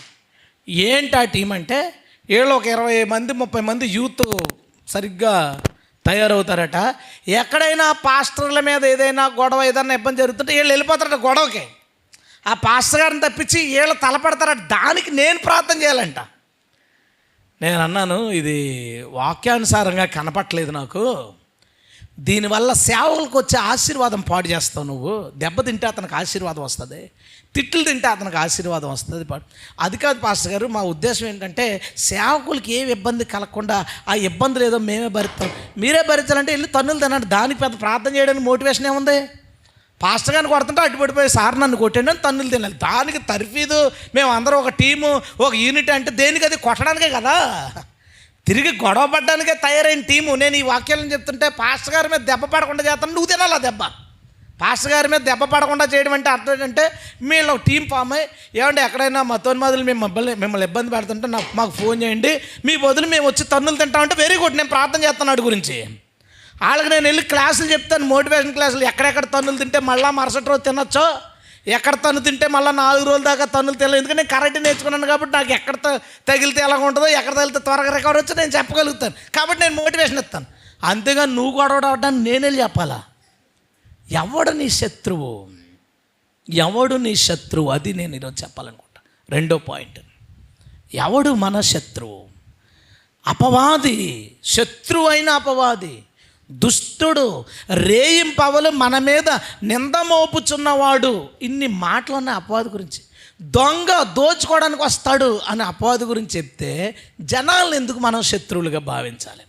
ఈరోజు ఎవరిని కదిపినా సరే కరుణాకర్ ఆడు అండి, పలానా ఎవరు రాధామోహన్ జైల్లో పెట్టాలండి. శత్రువుని ప్రేమించడం అంటే అర్థం ఏంటి? ఇప్పుడు మన వాళ్ళందరూ ప్రకటన గ్రంథం దాకా వెళ్ళిపోయి మత్తయి సువార్తలో కొండ మీద ప్రసంగాన్ని వదిలేశారు వీళ్ళు. ఫస్ట్ ప్రైమరీ ఎవడన్నా బైబిల్ కొత్త నిబంధన చదివేటప్పుడు ఫస్ట్ 5, 6, 7 అధ్యాయాలు కొండ మీద ప్రసంగం చదువుతుంటే అందులో చెప్తాడు ఆయన, మీ శత్రువుల్ని మీరు ప్రేమించండి, వారి కొరకు ప్రార్థన చెయ్యండి. హల్లెలూయా. ఇప్పుడు వీళ్ళ ప్రార్థన అంటే ప్రభువా పలానావాడిని చంపే, వాడి గురించి ప్రార్థన చేయడం అంటే అది ఇటు దృష్టిలో. ప్రభువా పలానావాడిని నువ్వు లోపలేంచే, పలానావాడు కాలు ఇరిచే, పలానావాడు నోరుడిపోయేలా చేయి. ఇదా? ఇవేం ప్రార్థనలో? శత్రువు మేలు కొరకు ప్రార్థన చేయడం అంటే అర్థం ఏంటి? శత్రువుని ప్రేమించడం అంటే అర్థం ఏంటి? శత్రువుని క్షమించడం అంటే అర్థం ఏంటి? ఒకసారి ఒక అతను అన్నాడు, నేను ఏదో ఇలాంటివి మాట్లాడుతుంటే, మీ దాకా వస్తే తెలుస్తుందండి, నా దాకా చాలా వచ్చినాయని చెప్పా. నా దాకా చాలా వచ్చినాయి, చాలా నన్ను ఇబ్బందులకు గురి చేశారు, పోలీస్ స్టేషన్లకు తిప్పారు, దొంగ కేసులు వేశారు, బోల్డ్ కేసులు ఉన్నాయి నా మీద. నాకేం కోపం లేదు వాళ్ళ మీద, నాకు అసలు ఏ కోపం లేదు వాళ్ళ గురించే. వాళ్ళు నాకు శత్రువులు కాదు, అసలు వాళ్ళు నాకు శత్రువులు కానే కాదు. నాకు కేవలం ప్రకటన గ్రంథం మర్మాలు తెలియకపోవచ్చు, కొండమే ప్రసంగం నాకు తెలుసు, దేవుని స్తోత్రం. అరే ముందు అది తెలుసుకోండిరా బాబు. నీ శత్రువు ఎవరు? నిన్ను ఇబ్బంది పెట్టేవాళ్ళు ఎవరు? జనాలు నిన్ను శత్రువుగా భావించని, కానీ నువ్వు వారిని శత్రువుగా భావించొద్దు. క్రైస్తవుడికి ఒకే ఒక్క శత్రువు ఉన్నాడు, ఆడి పేరు సాతాను. వాడు మాత్రమే మనకి శత్రువు, వాడిని మాత్రమే మనం శత్రువుగా భావించాలి. ఒక వ్యక్తి మన మీద పదే రివర్స్ అవుతున్నాడంటే వాడి వెనకాల ఎవడ పని చేస్తున్నాడు? వాడిని నువ్వు దృష్టిని చూసావు అనుకో. ఇప్పుడు ఒకడిని పంపించాడు సాతానుగాడు, వాడిని నువ్వు ఎదిరించి పోలీస్ స్టేషన్లో వేయించావు, మళ్ళీ ఇంకొకడిని పంపిస్తాడు. సాతానుగాడికి జనం లేరా? చెప్పండి. భూమి మీద సాతానుగాడికి పనిచేయడానికి జనం లేరా? ఉన్నారు. ఎంతమందిని పెడతావు లోపల? అదే పంపిస్తున్నావాడిని కొట్టామనుకోండి, దెబ్బ ఎలా ఉంటుంది? అందుకే ప్రభువే అన్నాడు తెలుసా, అపవాదిని ఎదురించుడి, అప్పుడు వాడు మీ వద్ద నుంచి పారిపోవును. హల్లెలూయా. దావీదు అడవిలో ఉన్నాడు, అబ్షాలోమేమో రాజసింహాసనం మీద ఉన్నాడు. ఎలా ఇప్పుడు ఏదో ఒకటి చేయాలి ప్లాన్ చేసుకున్నాడు. అహీతోపెలు ఒక సరైన ఐడియా చెప్పాడు. నాన్నగారు అలసిపోయి ఉన్నారు, 12,000 మందిని వేసుకుని వెళ్ళి దొరికినట్టేసి నా డాడీని చంపేసి చేద్దాం ప్లాన్ చేసి. Perfect plan. అది ఎంత పర్ఫెక్ట్ ప్లాన్ అయినా విజయం మాత్రం మన దేవుడిదే, దేవుని స్తోత్రం, పక్కన పెట్టి. అయితే ఆ విషయం దావీదుకు తెలిసి దేవుణ్ణి అడుగుతున్నాడు, ప్రభువా ఆలోచన చెడగొట్టు. ఇంకొక అతను ఐడియా ఇచ్చాడు, ఆ ఐడియాని పాటించారు. అది పనిచేసే ఆలోచన కాదు. అతను దావీదుకి కోవర్టు, దావీదుకి ఇన్ఫర్మేషన్ ఇచ్చాడు. ఈ అహీతోపెలు ఆలోచన జరగకపోవుట చూచి అతడు వెళ్ళి ఉరి పోసుకుని చచ్చిపోయాడు. పోలీసులు అరెస్ట్ చేశారా అహీతోపెల్ని? అరెస్ట్ చేశారా? కోర్టుకి వెళ్ళిందా కేసు? అహీతోపెలు ఎందుకు చచ్చిపోయాడు? అహీతోపెలు కాదు ప్రాబ్లము, దావీదుకి అహీతోపెలు కాదు ప్రాబ్లం. దావీదుని ఇబ్బంది పెట్టడానికి సాతాను గారు ప్రయత్నిస్తుంటే కేసు ఎవరికి అప్పచెప్పారంటే దేవుడికి అప్పచెప్పారు. దేవుని స్తోత్రం. ఇప్పుడు ఊరందరూ ఏం చెప్పుకుంటున్నారంటే అహీతోపెలు ఉరేసుకుని చచ్చిపోయాడు. కాదు, అహీతోపెలు ఉరేసుకుని చచ్చిపోయాక మన దేవుడు చేశాడు. అది ఎవరికే కనపడతాం. లోయలో చాలా ఎత్తైన ఒకడు తిరుగుతున్నాడు. అతనితో ఫైట్ చేయడానికి ఒక కుర్రోడు ఆడికి వెళ్ళాడు. ఆ ఎత్తైనోడు వెనకాల చాలా వేల మంది జనం ఉన్నారు. ఈ పొట్టోడు వెనకాల కూడా చాలామంది ఉన్నారు. ఇప్పుడు ఎవడైనా డ్రోన్ షాట్ వేసుకుని చూశాడనుకో, ఎవరిని చూస్తాడు? అటుపక్క సైన్యం ఫిలిస్తీ రాజు, ఇటుపక్క ఇస్రాయేల్ సైన్యం ఇస్రాయేల్ రాజు. లోయలో గొలియాతు ఎదుర్కొంటా దావీదు. డ్రోన్ షాట్ అవి మాత్రమే తీయగలవు. అక్కడ డ్రోన్ చూడలేని, ఈ ప్రజలందరూ చూడలేని ఇంకొకడు ఉన్నాడు. ఈ గొలియాతు అంటాడు కదా, నాతో యుద్ధం చేయడానికి, కుక్కతో యుద్ధం చేయడానికి వచ్చేవేంట్రా అంటే, దావీదు చెప్పాడు హింట్, యుద్ధం చేసేది నేను కాదు, యుద్ధము ఎవరిదే? యెహోవాది. ఇక్కడ ఒకడు ఉన్నాడు నాకు సహాయం చేయడానికి, అతన్ని నువ్వు చూడలేదు, నేను చూశాను. హల్లెలూయా. దేవుడు ఒక ముసుగని అనకూడదు, కానీ అలా వాడదాం. ఒక ముసుగు వెనకాల ఉంటాడు దేవుడు. ఒక ముసుగు వెనకాల ఉంటాడు, నీ పక్కనే ఉంటాడు. ఒక ముసుగు వెనకాల ఉంటాడు. ఆ ముసుగు వెనకాల ఉన్నవాడిని విశ్వాసమే చూపగలదు. హల్లెలూయా. విశ్వాసం లేనాడు అతని పక్కన ఉన్న దేవుణ్ణి చూడలేదాడు. వాడి వల్ల కాదు, వాడికి సాధ్యం కాదు. వాడు చూడలేక ఏమంటాడంటే, ఎలాగిప్పుడు మనం మనకు సహాయం చేసేది ఎవరు, మనకు ఎలాగా, ఇవన్నీ ఆడికి చాలా కంగారు పడిపోతాడు. చెప్తున్నాడు, నీ ఎనిమి ఎవరు? సాతాను అని చూడగలగాలి. నీ ఎనిమిని నువ్వు గుర్తించు. నా శత్రువీడు. మనం అందరూ చాలాసార్లు ఇంట్లో ఒక అత్త తనకు శత్రువు అని భావిస్తారు. మా అత్తగారు నాకు ఎనిమి, నా భర్త నాకు శత్రువు, నా కోడలు నాకు శత్రువు. నేను అంటున్నాను, నీ శత్రువు అయితే నువ్వు వాళ్ళని ప్రేమించు. అయితే ఇబ్బందుల నుంచి బయట ఎలా పడతారు? దేవుణ్ణి అడుగు. ఆ రెచ్చగొడుతున్న సాతాను ఉన్నాడే, దేవుడు అని తరిమేస్తాడు. దేవుని స్తోత్రం. నీకు శత్రువు ఎవడు? మనిషి కాదు. నీ శత్రువు మనిషి కాదు. అలాగే నీకు సహాయము చేయువాడు కూడా మనిషి కాదు, దేవుడు. హల్లెలూయా. ఈ రెండింటిని ఎవడు చూడగలదో తెలుసా? విశ్వాసం గలవాడు చూడగలడు. విశ్వాసం గలవాడు అదృశ్యమైన శత్రువును చూడగలడు, అదృశ్యమైన సహాయాన్ని చూడగలడు. హల్లెలూయా. మొన్న ఒక ఇన్సిడెంట్ జరిగింది కదా, పాస్టర్ గారు ప్రవీణ్ గారిని చంపేశారు. చంపేశారని అనొద్దు, నా నమ్మకం వేరే ఉంది. సో చంపేశారని బయట అనుకున్నారు. ఓకే, అలాగే అనుకుందాం. మైక్ తీసుకున్నారు చాలామంది పాస్టర్లు మాట్లాడతా, ఈరోజు ప్రవీణ్ గారిని చంపేశారు, రేపు నిన్ను చంపచ్చు, ఇంట్లో ఉండడం కాదు, రా బయటికి. బయటకు వచ్చావు, చంపడా నువ్వు కాపాడతావు వెళ్ళి. సరే, ఈరోజు ప్రవీణ్ గారిని చంపేశారు, రేపు నిన్ను చంపేస్తారు. మధ్యలో దేవుడనే ఎలిమెంట్ లేదా? దేవుడనే వాళ్ళు లేడా? వీళ్ళెవ్వరు అందులో మాట్లాడిన చాలామంది విశ్వాసులు కాదు. వాళ్ళు విశ్వాసులు కాదు. వాళ్ళు దేవుణ్ణి నమ్మట్లేదు, దేవుడు కాపాడుతాడని నమ్మట్లేదు. వాళ్ళు ఏమంటున్నారంటే, మనందరం కలిస్తే మనల్ని మనం కాపాడుకోగలం, మనందరం దూరంగా ఉంటే వాళ్ళు మనల్ని చంపేస్తారు. శత్రువేమో మతోన్మది, ఇబ్బంది పడేదేమో మనము. శత్రువు సాతాను కాదు, కాపాడేది దేవుడు కాదు. మనందరం ఒకటైపోతే ఏం చేస్తారు? నువ్వు శత్రువుని తీసుకెళ్ళి జైల్లో పెట్టేస్తావు, లేదంటే తిరగబడి నలుగురు కొడతావు. ఏది? బైబిలేది. అక్కడ బైబిలేది. ఎంత సిగ్గుకరంగా ప్రవర్తించారంటే, అందులో ఒక ఆయన అన్నాడు, చాలామంది ముందుకు రాలేదు, కొంతమంది బయటకు రాలేదు, రేపు నీ దగ్గరికి వచ్చినప్పుడు నువ్వే మా దగ్గరికి సహాయానికి వస్తావు. నీ సహాయాన్ని అడిగేవాడు ఎవడో దేవుణ్ణి నమ్ముకున్నవాడు కాదాడు. దేవుణ్ణి నమ్ముకున్నవాడు దేవుని సహాయం అడుగుతాడు. హల్లెలూయా. వీళ్ళ ప్రసంగాలు కొన్ని రోజుల క్రితం వీళ్ళ ప్రసంగాలు ఏంటో తెలుసా? నీకు విరోధంగా రూపించబడిన ఏ ఆయుధం వర్ధిల్లదు, దేవుడు నిన్ను కాపాడుతాడు. వీళ్ళ ప్రసంగాలు. నీ చుట్టూ నీ వెనక ముందులు దేవదూతల కావలు ఉంచాడు. వీళ్ళ ప్రసంగాలు. ఈరోజు వీళ్ళ ప్రసంగం ఏంటో తెలుసా? నిన్ను ఎవడో కాపాడేవాడు లేడు.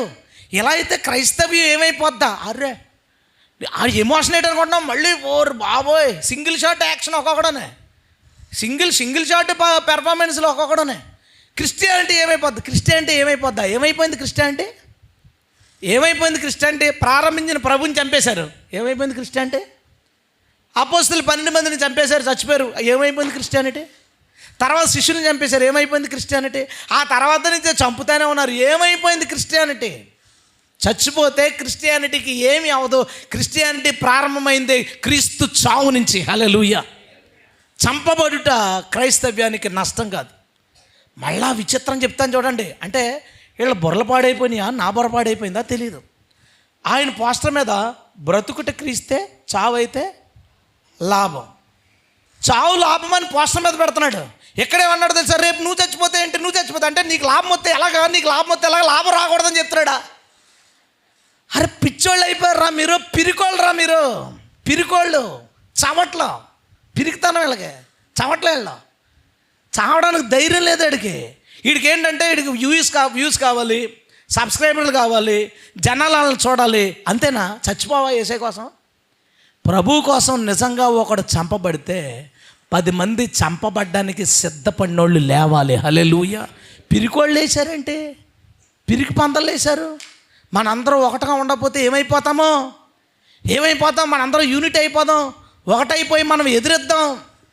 దేవుడున్నాడు, దేవుడు సహాయం చేస్తాడు. ఏం లేదు. ఇంకొక ఆయన అన్నాడు, వైజాగ్ ఆయన మైక్ తీసుకుని, చావులు మాకు కొత్త కాదు, ఎంతోమందిని చంపారు, చంపడం వల్ల క్రైస్తవ్యం ఆగదు, చావు క్రైస్తవ్యానికి నష్టం కాదు, అయినా సరే మేము దీన్ని ఖండిస్తున్నాం అంటాడు. నాకు అర్థం అవ్వట్లేదు. ఇంకెందుకు ఖండిస్తావు? నువ్వు చెప్తున్నదేంటి? అన్యాయం జరిగిందనుకోండి, ఎవరో కేసు పెడతారు, దర్యాప్తు చేసుకుంటారు, తప్పు చేసిన వాళ్ళకి శిక్ష న్యాయస్థానం విధించాలంటే విధించబడుతుంది. అసలు ఈ లోకంలో న్యాయం జరుగుతుందని ఎలా పరుగులు పెట్టగలం? ఒక ఎక్స్ఎమ్మెల్యే కేసు పెడితే పని అవుతుంది ఈరోజు అడిగి అతనుగా? ఎక్స్ఎమ్మెల్యే అవదు, పోనీ ఎక్స్ సీఎం అతను ఏదన్నా కేసు పెట్టాడు అనుకోండి, నాకు ఇబ్బంది కలిగిందని, అతనికి న్యాయం జరుగుతా? ఎక్స్ సీఎంకి జరగదు, మనకు జరగాలని ఎందుకు కోరుకోవాలి? మన న్యాయాధిపతి క్రీస్తు. హల్లెలూయా. ఈరోజా రేపా ఎప్పుడు న్యాయం చేయాలో అప్పుడు ఆయన న్యాయం చేయగలడు. హల్లెలూయా. ఒక క్రైస్తవుడికి లోకస్తుడు నష్టం చేయలేడు. ఒక నిజ క్రైస్తవుడికి లోకస్తుడు నష్టం చేయలేడు. ఆ నష్టం ఎప్పుడు లాభంగా మారిపోద్ది. హల్లెలూయా. పోతీఫర్ భార్య యోసేపుని జైల్లో వేయించింది. కొన్ని రోజులు పోయిన తర్వాత పోతీఫర్ వాళ్ళ ఆవిడకి ఒక వార్త వచ్చింది, న్యూస్లో చదివింది. యోసేపు అనే వ్యక్తిని ప్రధానమంత్రిగా నియమించడం జరిగింది. ఎలాగా కథ రాశారు? జైల్లో ఉన్నాడట, ఆ జైల్లో ఉన్నప్పుడు ఇలా జరిగిందట, అప్పుడు తీసుకొచ్చారట, ఇలా అయిపోయాడట, ఆ జైల్లో పెట్టింది నేనే ఎడుతూ కూర్చుంటుంది. ఆ రోజు నేను ఆయన జైల్లో పెట్టకపోతే పాలేరు కింద ఏదో మూలన ఉందరు, జైల్లో పెట్టినందుకు ప్రధానమంత్రి అయిపోయాడు, తల కొట్టుకుని ఎడుతుంది. అరే క్రైస్తవుడికి ఎవడూ నష్టం చేయలేడు. ఒకవేళ అతను కనుక చంపితే అది అతనికి మేలు చేసినట్టు. దేవుని స్తోత్రం. మరి ఇంకేమీ భయాలు? అందుకే మొదటి లైన్ అద్భుతమైన మాట, కావున మేము అధైర్యపడము. హల్లెలూయా. అధైర్యపడము. నీ శత్రువు ఎవరో, నీ సహాయకుడు ఎవరో, ఆ రెండు గుర్తించలేకపోతే ఇంకేమి? అదృశ్యమైన వాటిని నిదానించి చూడ. ఈ ఇన్సిడెంట్ జరిగిన తర్వాత 3-4 సంవత్సరాల క్రితం నేను మళ్ళీ మాట్లాడిన వాళ్ళందరి దగ్గర నా నెంబర్ ఎలాగుందో, మెసేజ్లు, ఫోన్లు, బ్రదర్ జాతకం ఉండండి, బ్రదర్ జాతకం ఉంటే ఏమి? సెక్యూరిటీ గార్డులు ఉన్న వాళ్ళు చంపేయట్లేదా? మన జీవము క్రీస్తుతో కూడా ఉన్నది. హల్లెలూయా.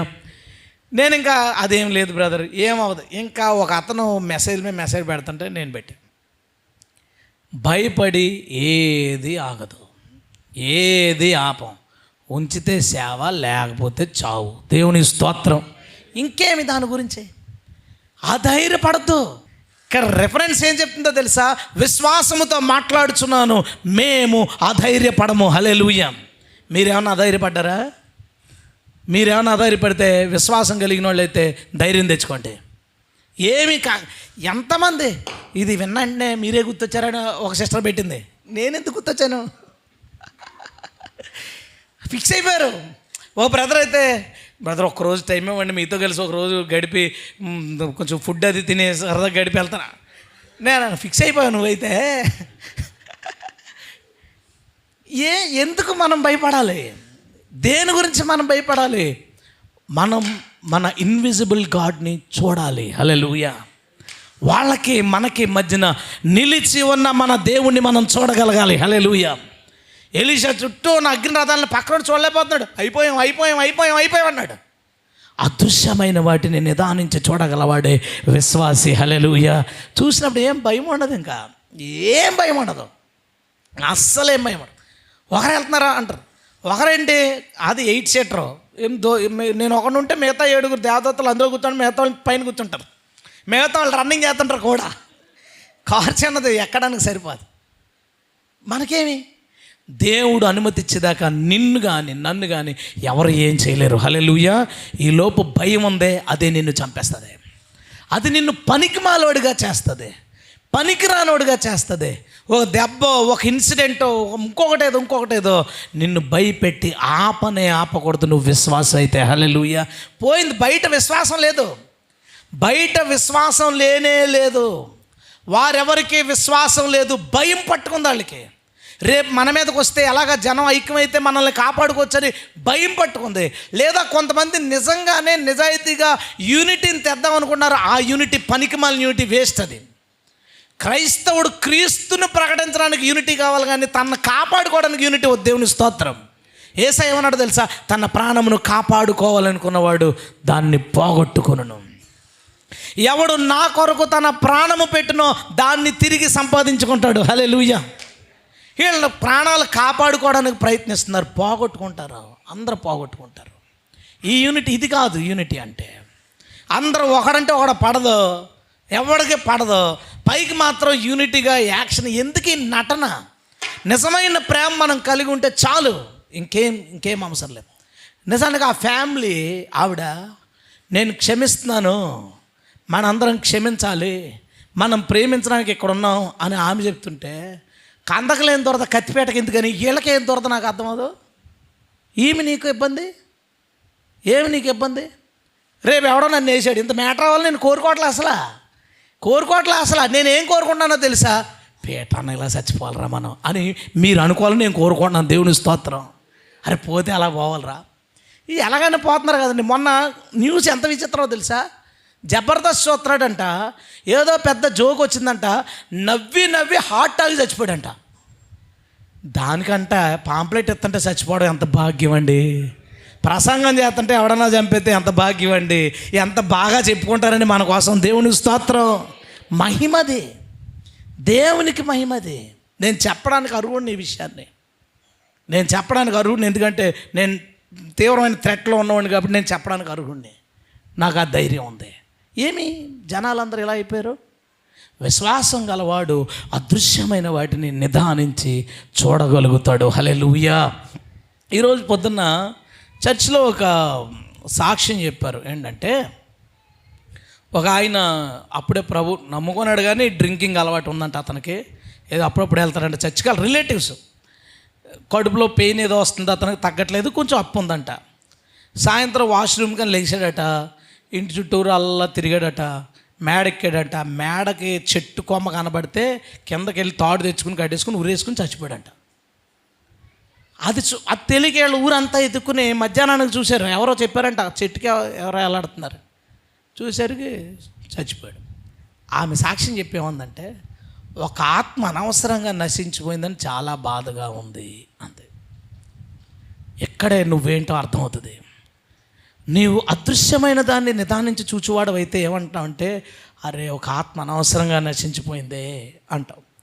దృశ్యమైన వాటిని నిదానం చూసేటంటే, అయ్యో వాళ్ళ పిల్లలు ఏమైపోతారో, భార్య ఏమైపోద్దో, కుటుంబాన్ని సడన్గా ఎలా అన్యాయం చేసిపోయేటి, అసలు బుద్ధి ఉందా, జ్ఞానం ఉందా, ఎలా చేసేటంటే దృశ్యమైన వాటిని చూసేవాడు. అదృశ్యమైన వాటిని చూసేవాడు ఏమనుకుంటాడు తెలుసా? అయ్యో ఈ ఆత్మ ఇలా నశించిపోయింది. నేను అంటున్నాను, నీవు ఏం చూస్తున్నావు? అదృశ్యుడైన శత్రువుని చూడగలుగుతున్నావా? అదృశ్యుడైన సహాయకుని చూడగలుగుతున్నావా? హల్లెలూయా. నువ్వు ఏం చూడగలుగుతున్నావు? అదృశ్యుడైన శత్రువుని చూడగలిగితే మనిషిని నువ్వు శత్రువుగా భావించవు. అదృశ్యుడైన దేవుణ్ణి నువ్వు చూడగలిగితే మనిషి సహాయం కోసం చూడవు, దేవుడే నీ సహాయకుడు. హల్లెలూయా. ప్రసంగాలు చేయగలిగితే సరిపోద్దా?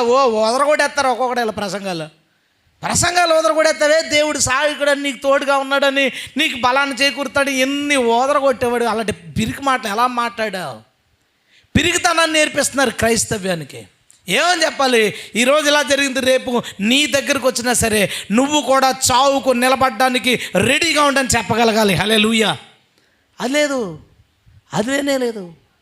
మన మీదకి వస్తే ఎలాగా? క్రిస్టియానిటీ ఏమైపోతుంది? ఆ డైలాగ్ నేను మర్చిపోలేకపోతున్నానండి.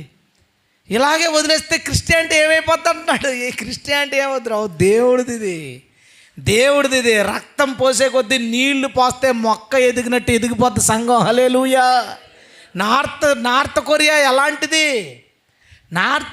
ఎలాంటిది? ప్రభువుని ఒకడు నమ్ముకున్నట్టు తెలిస్తే తీసుకెళ్ళి కుక్కలకేసేవారు, బతుకుండగా కుక్కలకేసేవారు. కొంతమందిని అయితే ఫుడ్ పెట్టకుండా ఒక పెద్ద కాంపౌండ్ వాళ్ళు కడేసి సముద్ర పక్కన అందులో పాడేసేవారు. అలా ఫుడ్ లేక చచ్చిపోయిన వాళ్ళని తీసుకొచ్చి ఎముకలు గూళ్ళగా అయిపోయిన వాళ్ళని కుక్కలకు పాడేసేవారు. తలకాయ ముక్క కట్టేసి నీటిలో పాడేసేవారట. ఆ నీటిలో ఎప్పుడు తమ బంధువులు తలకాయ వస్తుందని వెయిట్ చేసేవాళ్ళట. వచ్చిన తలకాయల్ని గుర్తుపెట్టడానికి ఎంతో టైం పట్టిందంటే, ఎందుకంటే బొగ్గలన్నీ లోపలికి పోయి ఆ తలకాయ. అలాంటి నార్త్ కొరియాలో ఈరోజు 6 లక్షల పైన క్రైస్తవులు ఉన్నారు. హల్లెలూయా. క్రైస్తవ్యం ఏమైపోద్దంటే, చంపెత్తే క్రైస్తవ్యం ఏమైపోద్దంటే ఏమవ్వదు. అది మంచిదే, అది ఎప్పుడు మేలు అనేది వాళ్ళే, కీడు అనేది వాళ్ళే. నేను అనేది, నువ్వు నీ ధైర్యాన్ని కోల్పోకు. దేవుడు నిన్ను ఒకటి రాయమన్నాడా, ఇది రాస్తే ఎవడైనా ఏమైనా చేస్తాడు. పక్కనంటది దేవుడు నీకు చెప్పాడా, ధైర్యంగా పని చేయి. దేవుని స్తోత్రం. ధైర్యంగా చేయి. ఒక వీడియో చేసేవాళ్ళు అందరూ జడిసిపోతున్నారు. నువ్వు ఎలాగున్నావో అలాగే ఉండు. ఇంకొంత ధైర్యం సంపాదించుకో. దేవుని స్తోత్రం. ఇంకొంత ధైర్యం సంపాదించు. పెరుగుతానం వద్దు. సువార్త చేసేవాళ్ళు సువార్త, ప్రసంగాలు చేసేవాళ్ళు ప్రసంగాలు, డిబేట్లు చేసేవాళ్ళు డిబేట్లు.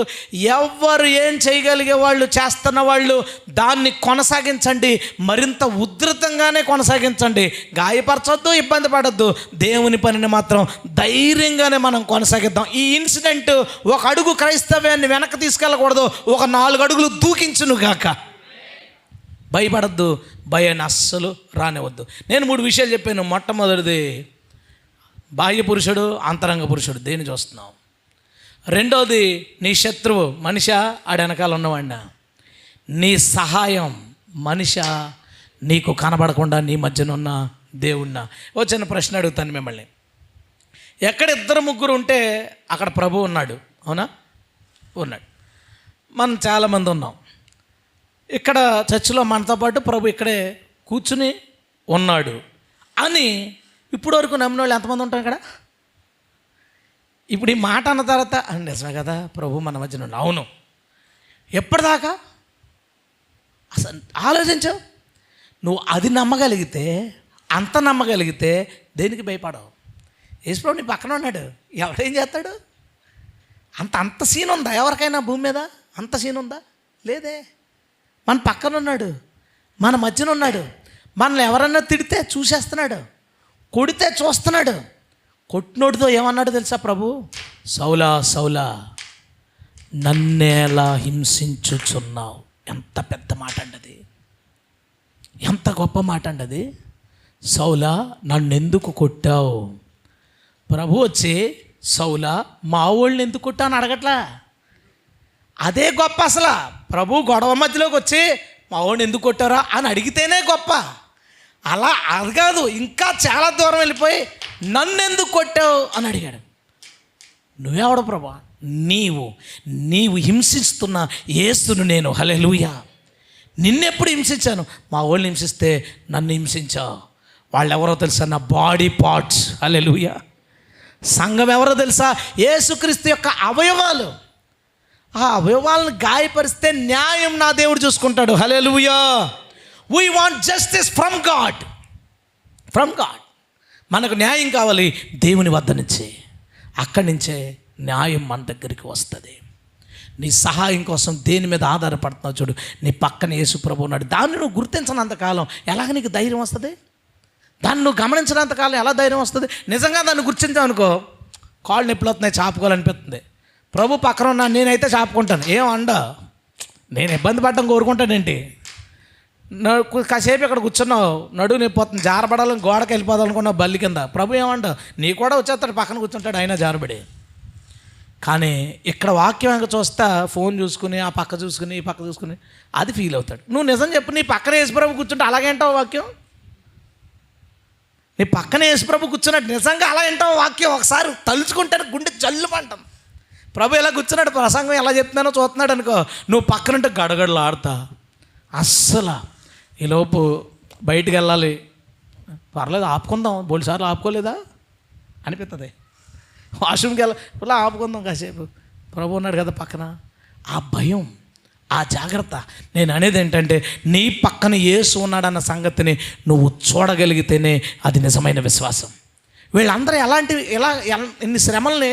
అన్ని శ్రమల్ని క్షణమాత్రం ఉండే చొలకని శ్రమని ఎలా చెప్పగలిగాడో తెలుసా? అక్కడ పక్కన ప్రభువుని చూశారు వాళ్ళు. ప్రభువుని వాళ్ళు అదృశ్యుడైన ప్రభువుని నిదానించి చూశారు వాళ్ళు. హల్లెలూయా. మన సంఘములో ప్రతి ఒక్కరూ ప్రతిరోజు యేసును నిదానించి చూచుదురుగాక. అలా చూడగలిగితే నిన్ను ఎవ్వడు భయపెట్టలేడు, ఎవడు కంగారు పెట్టలేడు. ఎప్పటికీ నువ్వు అనాథవి అవ్వవు, ఏమి లేనివాడు, ఏం చేయలేనివాడు అవ్వవు. ఎందుకంటే నువ్వు అదృశ్యుడైన ప్రభుని నిదానించి చూడగలగాలి. హల్లెలూయా. అందుకే చాలాసార్లు చెప్తాను, ప్రభుతో వ్యక్తిగతమైన సంబంధం కలిగి ఉన్నాను నేను. ఎందుకో తెలుసా? నీతో ఉంటాడు, ఆయన చూడగలుగుతావు. నీతో మాట్లాడతాడు, అది వినగలుగుతావు. నీకు ఏదన్నా అనిపించింది చెప్పగలుగుతావు, నీ పక్కన ఉన్నట్టు. నడుచుకుని వెళ్ళిపోతా, మాట్లాడగలుగుతావు ప్రభుతో. హనోకు దేవునితో నడచెను. ఏంటి ఆ మాట? దేవునితో నడచెను. ఎలాగా? హనోకు ఎవరికో చెప్పాడు. అప్పుడు స్టోన్స్ మీద రాసేవారటనే, ఏదో స్టోన్ మీద రాశారు. హనోకు ఎలా చెప్పాడు ఏమనంటే, నా పక్కన దేవుడు నడిచేవాడు. దాన్ని మోసే ఆదికాండలో రాశాడు, హనోకు దేవునితో నడిచెను. ఇప్పుడు హనోకుని అడుగుదాం ఆత్మ లేని ఒక వ్యక్తిగా, హనోకు ఎందుకు అబద్ధాలు చెప్పావు? దేవుణ్ణి ఎవడన్నా చూడగలడా? అప్పుడు హనోకు ఏమంటాడు తెలుసా? హెబ్రీ పత్రిక 11:1 చదువుకుని రా అంటాడు. విశ్వాసం అనేది అదృశ్యమైనవి ఉన్నవనుటకు రుజువు. కొరింథీ పత్రిక 2 కొరింథీ పత్రిక 4 ఏమన్నాడు? 16, 17, 18 వచనాలు. మేము విశ్వాసముతో అదృశ్యమైన వాటిని నిదానించి చూడగలుగుతున్నాం. గట్టిగా స్తోత్రం చెప్దాం, ఇంకా గట్టిగా చెప్దాం హల్లెలూయా. మనం చూచుదుముగాక, ఈ రోజు నుంచి మనం నిదానించి మన ప్రభుని చూచుదుముగాక. హల్లెలూయా. తర్వాత విషయం చెప్తాను. 4th, మనకి నష్టమేది? నీ శరీరం ఏదైనా విలువను కోల్పోతే, అంటే డబ్బు పోయింది సో మనకు వాల్యూ ఉండదు, మంచి వస్తువు పోయింది సో మనకు వాల్యూ ఉండదు. నేను అడిగేది ఏంటంటే, నీవు నిజమైన నష్టముగా దేన్ని భావిస్తున్నావు? నీ శరీరానికి ఏమైనా కలిగినప్పుడు అది నిజమైన నష్టం కాదు. అదృశ్యమైన దాన్ని నిదానించి చూచేవాడు ఎవరో తెలుసా? నిజమైన నష్టం ఆత్మ పోయినప్పుడు. ఎవరైనా చచ్చిపోయినప్పుడు మనం కూర్చొని మాట్లాడుకుంటాం ఒక్కొక్కసారి, అరే భలే బతికారు రామే, హ్యాపీగా చచ్చిపోయింది, పరలోకం పోయింది. వాళ్ళ చుట్టాలు ఏమి ఏడుస్తుంటారు, మనమేమంటాం? వాళ్ళ ముందు అనకూడదు కదా, భలే చచ్చిపోయిందిరా, హ్యాపీగా పోయింది పరలోకం. మన పరిస్థితి ఏంట్రా అనుకుంటాం. నిజమైన నష్టం ఒక శరీరం చచ్చిపోయినప్పుడు కాదు, నిజమైన నష్టం ఆత్మ నశించినప్పుడు. నిజమైన లాభం మనం ఈ లోకంలో ఏదో సంపాదించి మెడల్ వేసుకున్నప్పుడు కాదు, ఈ లోక ప్రజలు పొగిడినప్పుడు కాదు, ఈ లోక ప్రజలు ఘనపరిచినప్పుడు కాదు, పెద్ద పేర్లు బిరుదులు వేసుకున్నప్పుడు కాదు. ఇప్పుడే వాక్యానికి వెళ్ళే ముందు నాకు పోస్ట్ వచ్చింది, ఓపెన్ చేస్తే అక్కడ ప్రవీణ్ గారు ఫోటో పెట్టి కింద పరలోక రాజ్యం వారిదని ఏదో రాసి దాని కింద అతని పేరు రాసుకుని, అది ఫోటో రాసినాడు పేరు, ఈ చివరి నుంచి ఆ చివరికి డిగ్రీలు రాసుకున్నాడు. సందర్భం ఏంటి? ఫోటో ఎవరిది? త్యాగం ఎవరిది? గొప్ప ఎవరిది? కింద పేరు రాసి ఈ చివరి నుంచి ఆ చివరికి, నేను గ్రూప్లో పెడతాను మీరు చూద్దరు కానీ, ఈ చివరి నుంచి ఆ చివరికి రాసుకున్నాడు. అంటే ఇతని దృష్టికి ఏది గొప్పో తెలుసా? ఈ శరీరానికి డిగ్రీలు, ఈ శరీరానికి డబ్బులు, ఈ శరీరానికి కార్లు, ఈ శరీరానికి పేరు ప్రఖ్యాతలు, ఈ శరీరం బొమ్మ ఫ్లెక్స్ మీద ఉండాలి, ఈ శరీరం బొమ్మ పాంప్లెట్ మీద ఉండాలి, ఈ శరీరం బొమ్మ అన్ని చోట్ల కనబడాలి. అది గొప్ప కాదు. ఈ శరీరానికి లాభం రావడం గొప్ప కాదు. పైగా ప్రభు అన్నాడు, జనులు మిమ్మల్ని పొగిడినప్పుడు మీకు శ్రమ. ఈ శరీరం ఘనపరచబడితే అది శ్రమ. నిజమైన లాభం ఏంటో తెలుసా? ఈ ఆత్మ రక్షించబడుతుంది, చూసావా, అది ఘనత. హల్లెలూయా. అందుకు బైబిల్ ఎలా చెప్తుంది? ఒక ఆత్మ రక్షించబడినప్పుడు, ఒక పాపి మారు మనసు పొందినప్పుడు పరలోకములో ఎక్కువ సంతోషం. హల్లెలూయా. మొన్న వెళ్ళాను అన్నాను కదా, అక్కడ నాకు 2వ మీటింగ్లో 3 నిమిషాలు టైం ఇచ్చారు, 3 minutes. అప్పుడు దాకా 2 గంటలు మాట్లాడుకున్నారు ర్యాలీ చేయడానికి, శాంతి ర్యాలీ చేయడానికి. ఈరోజు ఆయన చనిపోయిన దానికి శాంతి ర్యాలీ చేద్దాం అని మొత్తం 5,000 మంది ప్లాన్. ఏంటంటే 5,000 మంది ర్యాలీ చేయడానికి కూడుకున్నది. మొత్తం టాప్ లీడర్స్, వాళ్ళు ఎప్పుడు కలవరు, ఎవరికి పడదు. అంటే ఒకరు అలా కాదు, అన్ని చోట్ల అలాగే ఉంది. వైఎస్ఆర్సీపీ వాళ్ళు అంటే వైఎస్ఆర్సీపీ పాస్టర్లు ఉన్నారంట, నాకు తెలీదు. ఏంటి తెలుగుదేశం పాస్టర్లు ఉన్నారంట, జనసేన పాస్టర్లు ఉన్నారంట, నాకు తెలీదు. మనకేం తెలుసు అంటే పెంతెకోస్తు పాస్టర్లు, హెబ్రోన్ పాస్టర్లు, ఇలాంటి పాస్టర్లు మనకు తెలుసు. ఇప్పుడు మారిపోయిందంతా. అక్కడ మన జనాలందరూ ఏంటంటే అతను వైఎస్ఆర్సీపీ సపోర్ట్ చేశాడు, వైఎస్ఆర్సీపీ పాస్టర్. విచిత్రం ఏంటంటే వీళ్ళందరూ కలిసారు ఒక చోట శాంతి ర్యాలీ చేయడానికి. నాకు 3 నిమిషాలు టైం ఇచ్చారు. నేను చిన్న ప్రశ్న వేశాను, అది హత్య అనుకుందాం. కొంతమంది కలిసి ఒక వ్యక్తి శరీరాన్ని చంపేశారు, దానికోసం మీరు ఎంతమంది కలిశారు, మంచిది. దానికి నిరసనగా ఒక 5,000 మంది ర్యాలీ చేయాలనుకున్నారు, మంచిది. కానీ దాంతోపాటు చాలామంది కలిసి మీ పట్టణంలో చాలామంది ఆత్మలను చంపేశారు, దానికోసం ఏమన్నా మీటింగ్ పెట్టారా అని అడిగాను. వీళ్ళందరూ ఆలోచిస్తున్నారు. పక్క నుంచి మిగతాడు మిగతాది 10వ తారీఖు చెప్తే కానీ మైక్ ఇచ్చే అన్నాడు. ఈ పక్కన అతను మాట్లాడినవాడి ఇంకేం చెప్తాడు. నేను అనేది, ఎప్పుడు ఎప్పుడైతే ఒక విశ్వాసి అదృశ్యమైన వాటిని చూడగలుగుతాడో అతని ఆలోచన విధానం మారిపోతుంది. అది శరీర సంబంధులు ఆలోచించినట్టు ఉండదు.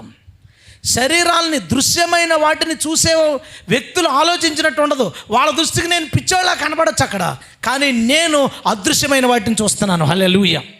ఈరోజు చాలామంది పాస్టర్లు చర్చిల్లో సిలువులు పెట్టి వాటిని విశ్వాసులు మొక్కేలా చేస్తున్నారు. ఇది పాపం. వాళ్ళు ఆధ్యాత్మికంగా చచ్చిపోయారు. అంతమంది చచ్చిపోయినందుకు నువ్వు ఎప్పుడైనా మీటింగ్ పెట్టావా?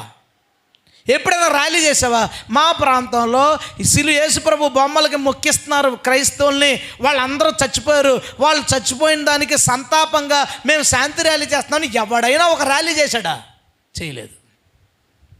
ఒక పరలోకపు తల్లోళ్ళు, ఒక బ్రహ్మోళ్ళు, ఒక సబ్బాతోళ్ళు, ఒక యెహోవా సాక్షులు కొన్ని వేల మంది క్రైస్తవుల్ని చంపేశారా? ఎప్పుడైనా ఏ రోజన్నా ఇలా మీటింగ్ పెట్టుకున్నారా? వీళ్ళు పాస్టర్ల పేరుకి, పాస్టర్లు వీళ్ళు లీడర్ల పేరుకి ఏ రోజన్నారు ఇంతమంది ఆత్మలు, ఇన్ని ఆత్మలు చచ్చిపోయినాయే, ఓ మీటింగ్ పెడదాం మనందరం.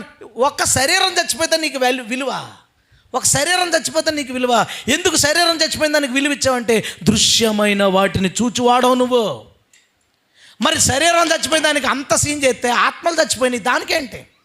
ఎంతోమంది క్రైస్తవులు తప్పుదారి తీసుకెళ్ళిపోయి, తప్పుడు డాక్టర్లు తీసుకెళ్ళిపోయి, పరిశుద్ధాత్మ లేదని, దేవుని శక్తి లేదని, దేవుని సహాయం లేదని, దేవుడు మాట్లాడని ఎంతోమంది ఆత్మలు చంపేశారే. దానికోసం మీటింగ్ లేదు, దానికోసం శాంతి ర్యాలీ లేదు, దానికోసం ఒక ఫండింగ్ లేదు. మళ్ళీ లెగిసి ఒక ఆయన అన్నాడు, దీనికి కొంచెం మజ్జిగ ప్యాకెట్లు అయ్యి సప్లై చేద్దాం సాయంత్రం చేసి, దానికోసం నా వంతుగా 5,000 ఇస్తున్నానంటే చప్పట్లో. ఇంకొకళ్ళు వేసి 3,000. నేను అన్నాను, ఆ శరీరం చచ్చిపోయినందుకు, ఇంతమంది నిరసన వ్యక్తం చేసినందుకు ఒక ఫండింగ్ రేజ్ చేశారు కదా, ఇన్ని ఆత్మలు చచ్చిపోయి ఏ రోజన్నా ₹1 నువ్వు ఖర్చు పెట్టావా? ఎందుకు తేడా ఎక్కడొచ్చిందో తెలుసా? దృశ్యమైన వాటిని చూసేవాడికి, అదృశ్యమైన వాటిని చూసేవాడికి తేడా అది. మొన్న గురువారం రాత్రి కాకినాడలో ఒక డిబేట్ జరిగింది, వెరీ హీట్ డిబేట్. నేను దాన్ని త్వరలో గ్రూప్లో పెడతాను. ఒక అబ్బాయి నా దగ్గరికి వచ్చి, మా చర్చిలో ఒక అతన్ని 7th డే వాళ్ళు తీసుకుపోయారన్నా, మీరు మాట్లాడాలి తప్పకుండా, మా పాస్టర్ గారికి చెప్పట్లేదు. నేనంటే ఒకసారి మాట చెప్పి చూడు, నేను తెలుసు ఆయనకి, ఆ పాస్టర్ గారికి తెలుసు కదా అని చెప్తే సరే అని ఆలోచించాడు, చెప్పాడు. ఆ పాస్టర్ గారు నేను కూడా వస్తానని అన్నారంట. 20 సంవత్సరాల నుంచి బిలీవర్ అతను ఆ పాస్టర్ గారి దగ్గర. వెళ్ళిపోయాడు. ఆయన, నేను, మన టీంలో కొంతమంది ఏదో పని మీద కలిసి అందరూ కలిసి వెళ్దామని వెళ్ళుకున్నాం. మధ్యలో ఉన్న అతను కలిసి వెళ్ళే ముందు వాళ్ళు ఏం ఫోన్ చేశారంటే, మా మెయిన్ వాళ్ళు రావట్లేదండి, మేమే వస్తున్నాం, మనం కూర్చొని మాట్లాడుకుందాం అన్నారు. సర్లే అనుకుని వెళ్ళాం. కానీ ఆ మెయిన్ వాళ్ళు ఉన్నారు, మెయిన్ వాళ్ళు కాదని చెప్పుకున్నారు పైకి. లోపలికి వెళ్ళగానే ఇలా ఉంగిపోయి, God bless you brother, God bless you brother. అర్థమైపోయింది, ఇది పరలోకపు తల్లి బ్యాచ్ 7th అనుకుంటున్నారు. వెళ్ళాను, కూర్చున్నాం. ఓ 2-3 నిమిషాల తర్వాత, మీరు పరలోకపు తల్లి బ్యాచే కదా అన్నాను. ఎలా చూస్తున్నాడు, వీడికి ఎలా తెలిసింది వీడికి అని. మనకు కనబడందే కదా, బాగా కనబడుద్ది. ఆడు దాసిందే మనకు బాగా కనబడుతుంది. కూర్చున్నాం, స్టార్ట్ అయింది డిబేటు. మాట్లాడుకున్నాం. అడుగుతున్నాను, చెప్పట్లేదు. ఆడేదో చెప్తున్నాడు రోబోట్ లాగా. దానికి నేను ఆన్సర్ ఇచ్చి మళ్ళీ అడుగుతున్నాను, మళ్ళీ అదే చెప్తున్నాడు. చాలా విచిత్రంగా అనిపిస్తుంది. అది చాలా హీట్ అయింది, సీరియస్ అయింది, ఆర్గ్యుమెంట్ అయింది. ఇంకా ఎండింగ్ వచ్చేసరికి నేను లేచి అతనితో చెప్తున్నాను, శేఖర్, అతని పేరు శేఖర్ గారు, మీరు ఇప్పుడు ఈ మధ్యన వెళ్ళారన్నారు, 4 రోజులు అయిందన్నారు. మిమ్మల్ని ఒక అంశనంగానే ఒక అతన్ని యేసుక్రీస్తు నమ్మేలా చేస్తారండి వీళ్ళు. మీ పెదనాన్నగారు అబ్బాయి అంటున్నాడు, మిమ్మల్ని తీసుకెళ్ళిన అతను అలా చేస్తాడండి, మీరు జాగ్రత్త అండి. అలా ఆవిడతో, అమ్మా యేసుప్రభు నమ్ముకున్న తల్లి నువ్వు, ఒక ఆడావిడిని దేవతగా పూజించేలా చేస్తారు వీళ్ళు, మిమ్మల్ని మీరు చాలా ఊబి దగ్గర ఉన్నారండి అంటే, ఈయన విని, పీటర్ గారు ఏమంటున్నారండి, నేను ఇందాక ఓ మాట అనండి, మీరు చూడలేదు ఫస్ట్ స్టార్టింగ్లో, ఇది 7th డే కాదు, ఇది పరలోకపు తల్లి జాంగిల్జా అనే బ్యాచ్ అనగానే అని ఉండిపోయి, ఏంటి నిజమా శేఖరు, నువ్వు ఆ చర్చికి వెళ్తావా అంటే తలదించుకున్నాడు.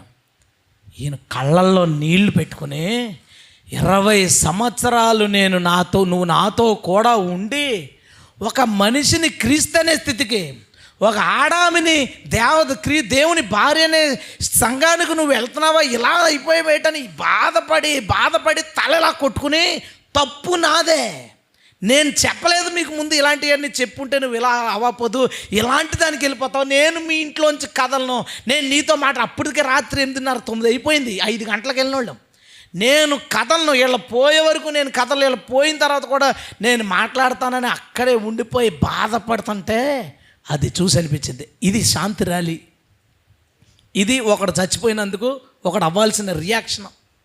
ఒక ఆత్మ పోయినందుకు తల కొట్టుకుని మళ్ళీ ఆయన రాత్రి 10:30కి ఫోన్ చేస్తే, మీటింగ్ అయిపోయి వెళ్ళిపోయింటారండి. ఏంటంటే, మా వాళ్ళకి ఇంకా కొన్ని డౌట్లు ఉన్నాయంటండి, మాట్లాడండి. అక్కడే ఉండిపోయి ఆయనకి పోలియో ఆయనకి పెద్ద పాస్ట్ ఆయన ఉండిపోయి మళ్ళీ ఫోన్లో మాట్లాడించి అన్నీ చెప్పిన తర్వాత వాళ్ళు ఇంకా డౌట్లు అడిగితే ఇంకా చెప్పి, నేను వచ్చైనా అండి దగ్గరలోనే ఉన్నాను అంటే, వద్దులేండి ఇంకెంత లేదు. మళ్ళీ మరుసటి రోజు పొద్దున్న ఫోన్ చేసి, ఏంటండి ఇలా జరుగుతుంది ఏంటని ఆయన బాధపడదు. నిజంగా ఒక వ్యక్తి చచ్చిపోయినప్పుడు ఎంత బాధపడతారో ఆ బాధ అతనిలో చూశాను. అది కదా రావాలి, ఒక ఆత్మ పోతే కదా అంత ఏడుపు రావాలి, ఒక ఆత్మ పాతాళానికి పోతుంటే కదా అంత ఏడుపు రావాలి. అంతే తప్ప దీనికోసం ఇంత సీన్ చేసి, అసలు నేను చెప్తున్నాను ఇంకా ఎన్నో దుర్బోధలు ఇలాగ చంపుతున్నానంటే తర్వాత చెప్దిగలే. ఆత్మలు చచ్చిపోతే ఎవ్వడికే నొప్పి లేదు, ఆత్మలు నరకానికి పోతుంటే ఎవ్వడికే నొప్పి లేదు. ఎవరో ఒక ఆయన శరీరము చచ్చిపోయింది, దానికి ఎంత పెద్ద సీన్ చేశారు. సీన్ చెయ్యండి, మరి ఆత్మలకు ఇంకా పెద్ద సీన్ చేయాలి కదా, ఇంకా పెద్ద మీటింగ్ అవ్వాలి కదా. ఇదే ప్రజెంట్ క్రిస్టియానిటీ. దృశ్యమైన వాటిని మాత్రమే చూచువారు, దృశ్యమైన వాటి మీద మాత్రమే కాన్సన్ట్రేషన్ ఉన్నవాళ్ళు. నేను అడుగుతున్నాను, నీ స్థితి అంటే రేపు ఇక్కడ శిరీష ఉంది, సువార్త నడిపిస్తుంది, అది ఎవడకొని నచ్చలేదు, శిరీషాన్ని గుద్దే చంపించేశారనుకుందాం, ఊరికనే చంపిస్తే చచ్చిపోతాను అలాంటిదానివే అనుకుందాం. మన రియాక్షన్ ఏంటి? వీ వాంట్ జస్టిసా? మన రియాక్షన్ ఏంటి? కోతలట్టుకుని తిరుగుదామా, లేదా మోకరించి నెక్స్ట్ ఆ ఛాన్స్ నాకు ఈ ప్రభువా, ఆ అవకాశం నాకు ఈ ప్రభువా. ఎన్నో వాటి కోసం, అనవసరమైన వాటి కోసం, ఎవడో ప్రేమ పేలేదా అమ్మాయి గురించి చచ్చిపోతాడు, నేను నీ గురించి చచ్చిపోయే అవకాశం నాకు ఈ ప్రభువా. హల్లెలూయా.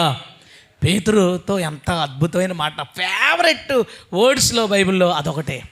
పేతురు, నేను ఎలా చచ్చిపోతానో కనుక్కో, నీ చేయి చాపుదువు, నీకు ఇష్టం లేని చోటకి తీసుకుపోతారు అని. అతడు ఎట్టి మరణం వలన దేవుణ్ణి మహిమపరచును దాని గురించి ఆయన రాసెను. హల్లెలూయా. అంటే పేతురుని ఈడ్చుకుని పోయి తలకిందులుగా సిలువేసి ఆ మేకులు పెట్టి కొట్టేసి ఆ రక్తం అసలు ఊహించు, బ్లడ్ తలకిందులుగా ఉన్న వాళ్ళలోంచి కారుతుంటే ఆ బ్లడ్ ఎలాగెళ్తుంది? అది ముక్కులోకి వెళ్ళిపోయి, గొంతులోకి వెళ్ళిపోయి, చెవుల్లోకి వెళ్ళిపోయి ఆ వ్యక్తి ఎంత నలిగిపోయి చచ్చిపోయి ఉంటాడు. అంత దారుణమైన చావుని ప్రభు ఏమన్నాడో తెలుసా? ఎట్టి మరణం వలన దేవుణ్ణి మహిమపరచును. హల్లెలూయా. మీ పాస్టర్ గారిని వేసారనుకుందాం, నీ రియాక్షన్ ఏంటి? సేవ అయిపోయింది, ఇంకా సేవ అయిపోద్దా? ఎవడు నేను కానీ స్టార్ట్ చేశాను అది, ఇక చర్చి అయిపోద్దా? ఏమైపోతుంది? ఏమీ అవ్వదు. ఒక వ్యక్తి ప్రభు కోసం చచ్చిపోతే సేవ మల్టిప్లై అవుతుంది. హల్లెలూయా. అభివృద్ధి చెందుతుంది. విత్తనం, ఇప్పుడు నేను మాట్లాడుతున్నవాడిని, నేను ఒక విత్తనాన్ని. ఒకవేళ ప్రభు కోసం చచ్చిపోయాను అనుకో, అంటే ఈ విత్తనం తీసుకెళ్ళి మట్టిలో వేసారనుకోండి, అది నానిపోయి విడిపోయింది అనుకోండి, దాంట్లోంచి ఏమొస్తుందో తెలుసా? ఒక మొక్క. ఆ మొక్క ఏమవుతుందో తెలుసా? ఒక చెట్టు. ఆ చెట్టు ఏమవుతుందో తెలుసా? 1000 విత్తనాలు. హల్లెలూయా. అంతే. నేను ఉన్నప్పుడు ఒకడిని, నువ్వు ఉన్నప్పుడు ఒకరివి. నువ్వు చచ్చిపోయావా యేసయ్య కోసం, నువ్వు 1000 మందివి. హల్లెలూయా. పిరికితనం వదులు, భయాన్ని వదులు, దృశ్యమైనవి చూడటమానే. ఈ మేధావులు, పెద్ద పేరున్న వాళ్ళు, సోషల్ మీడియాలో ఇన్ఫ్లుయెన్స్ ఉన్నవాళ్ళు పిరికితనాన్ని నూరిపోస్తున్నారు. తీసుకోకు, ఆ పిరికితనాన్ని తాగకు, ఈ ధైర్యాన్ని తీసుకో. విశ్వాసము గలవాడమై మేము అధైర్యపడమని చెప్పు. హల్లెలూయా. అధైర్యపడద్దు. ఇది నష్టం కాదు, ఇది నష్టం కాదు. నువ్వు నిదానించి చూడు, ఇన్ని ఆత్మలు పోతున్నాయి. ఎంతమంది నిలువెచ్చని క్రైస్తవులు ఉన్నారు, వాస్తులు చూసే క్రైస్తవులు ఉన్నారు, ఆచారాలు దగ్గరుండే ఆచారాలు చూపించే పాస్టర్లు ఉన్నారు. ఆత్మలన్నీ ఎక్కడికి వెళ్తాయి చెప్పండి? నరకానికి కదా. అంటే ఒక్కొక్క పాస్టరు 500 మంది 200 మంది ఆత్మలను చంపేసి అక్కడికి వెళ్ళి కబుర్లు చెప్తున్నారండి. ఒక వ్యక్తిని చంపేశారు. అరే, నువ్వే పెద్ద అంతకుడురా బాబు, నువ్వు భార్య అంతకుడు నువ్వు. అందులో ఒకడేంటో తెలుసా? ఆత్మను నమ్మడు. ఎక్కడ పడితే అక్కడ బ్రాంచ్లు ఎట్టి పరిశుద్ధాత్మ శక్తిని కానీ వరాలను కానీ నమ్మడు. అసలు యేసుప్రభు దేవుడని నమ్మడు. అలాంటోడు మైక్ తీసుకుని నేను ఊరుకోను, ఎలాగుంటుందో తెలియదు. నువ్వు పెద్ద అంతకుడు, నువ్వు తక్కువ అంటే ఒక 2000 మంది 3000 మందిని చంపేసి ఎన్ని కబుర్లు చెప్పారా ఒక్కొక్కడు అక్కడ. నువ్వు ఆత్మలు చంపింది హత్య కాదా? ఒక శరీరం చనిపోతే అదే పెద్ద మ్యాటరా. నేను ఈరోజు మీకు చెప్పాలనుకున్నది ఇదే. ఆ ఇన్సిడెంట్ జరుగుతున్నప్పుడు దేవుడు నాతో మాట్లాడతాడు. 3 రోజుల క్రితం, నాకు ఎప్పుడు 3 రోజుల క్రితం సబ్జెక్ట్ రావట్లేదు. ఈ మధ్యకాలంలో ఈ 2-3 సంవత్సరాల్లో ఒకరోజు ముందో, గంట ముందో, పూట ముందో ఎత్తున్నాడు. 3 రోజుల ముందు సబ్జెక్ట్ వాళ్ళు మాట్లాడుతుంటే దేవుడు నాతో మాట్లాడుతున్నాడు. వాళ్ళు ఏం చూస్తున్నారో చూసావా? వాళ్ళు ఏం చూస్తున్నారు నాకు అర్థం. వాళ్ళు ఏం చూస్తున్నారు? నేను మన వాళ్ళు పక్క వాళ్ళతో మాట్లాడతా, ఏమ్రా ఆయన ఆత్మ పరలోకానికి వెళ్ళిపోయింది, ఇంకొకరు చనిపోవడానికి సిద్ధమవ్వాలి. అప్పుడు నాకు అర్థమైంది, వాళ్ళు చూసేది వేరు, నేను చూసేది వేరు. అప్పుడు దేవుడు నాతో మాట్లాడాడు, ఏది చూడాలో క్రైస్తవులకి అది నేర్పించు.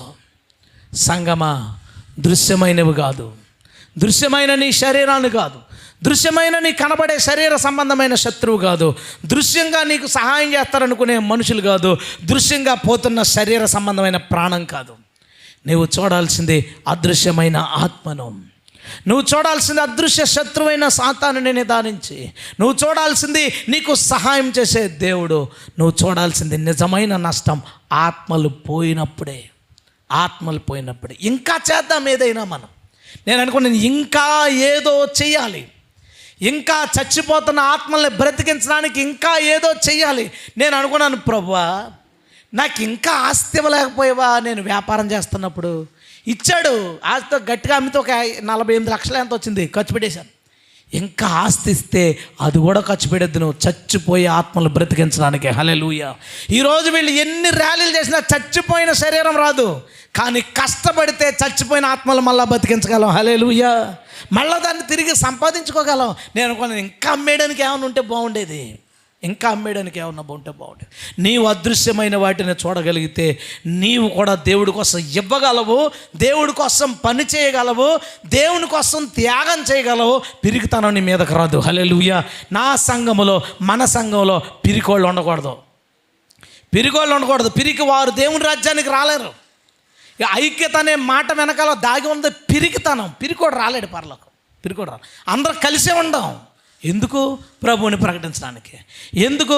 నేను చచ్చిపోయినా నా కుటుంబాన్ని చూసుకుంటారు లేరా తోటి విశ్వాసులు. ఐక్యత. ఒకడిని నువ్వు చచ్చిపో పర్లేదు, మేము చూసుకుంటాం నీ ఫ్యామిలీని అనడానికి పనిచేయాలి, కానీ నువ్వు చచ్చిపోవడానికి వీల్లేదు, నిన్ను మేము ఆపుతాం, అటుపక్కని తన్నుతాం, అటుపక్కని తరుముతాం. అందుకు రాకూడదు, ఎప్పుడు రాకూడదు. క్రీస్తు కొరకు బ్రతుకుదాం, అవసరమైతే క్రీస్తు కొరకు ప్రాణాలు పెడదాం. హల్లెలూయా.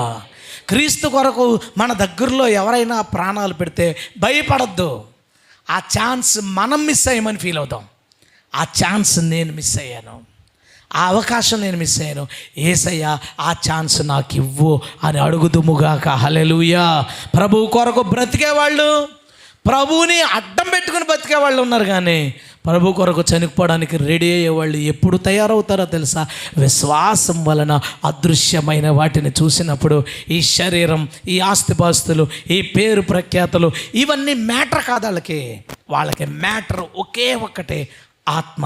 నా ఆత్మ రక్షించబడాలి, నా ద్వారా కొన్ని ఆత్మలు రక్షించబడాలి, పాడైపోతున్న ఆత్మలు మళ్ళా బాగు చేయాలి. వీటన్నిటికీ సహాయం చేయు దేవుణ్ణి నిదానించి చూసి ధైర్యంగా ముందుకు సాగిపోదురు అట్టి వారు. హల్లెలూయా.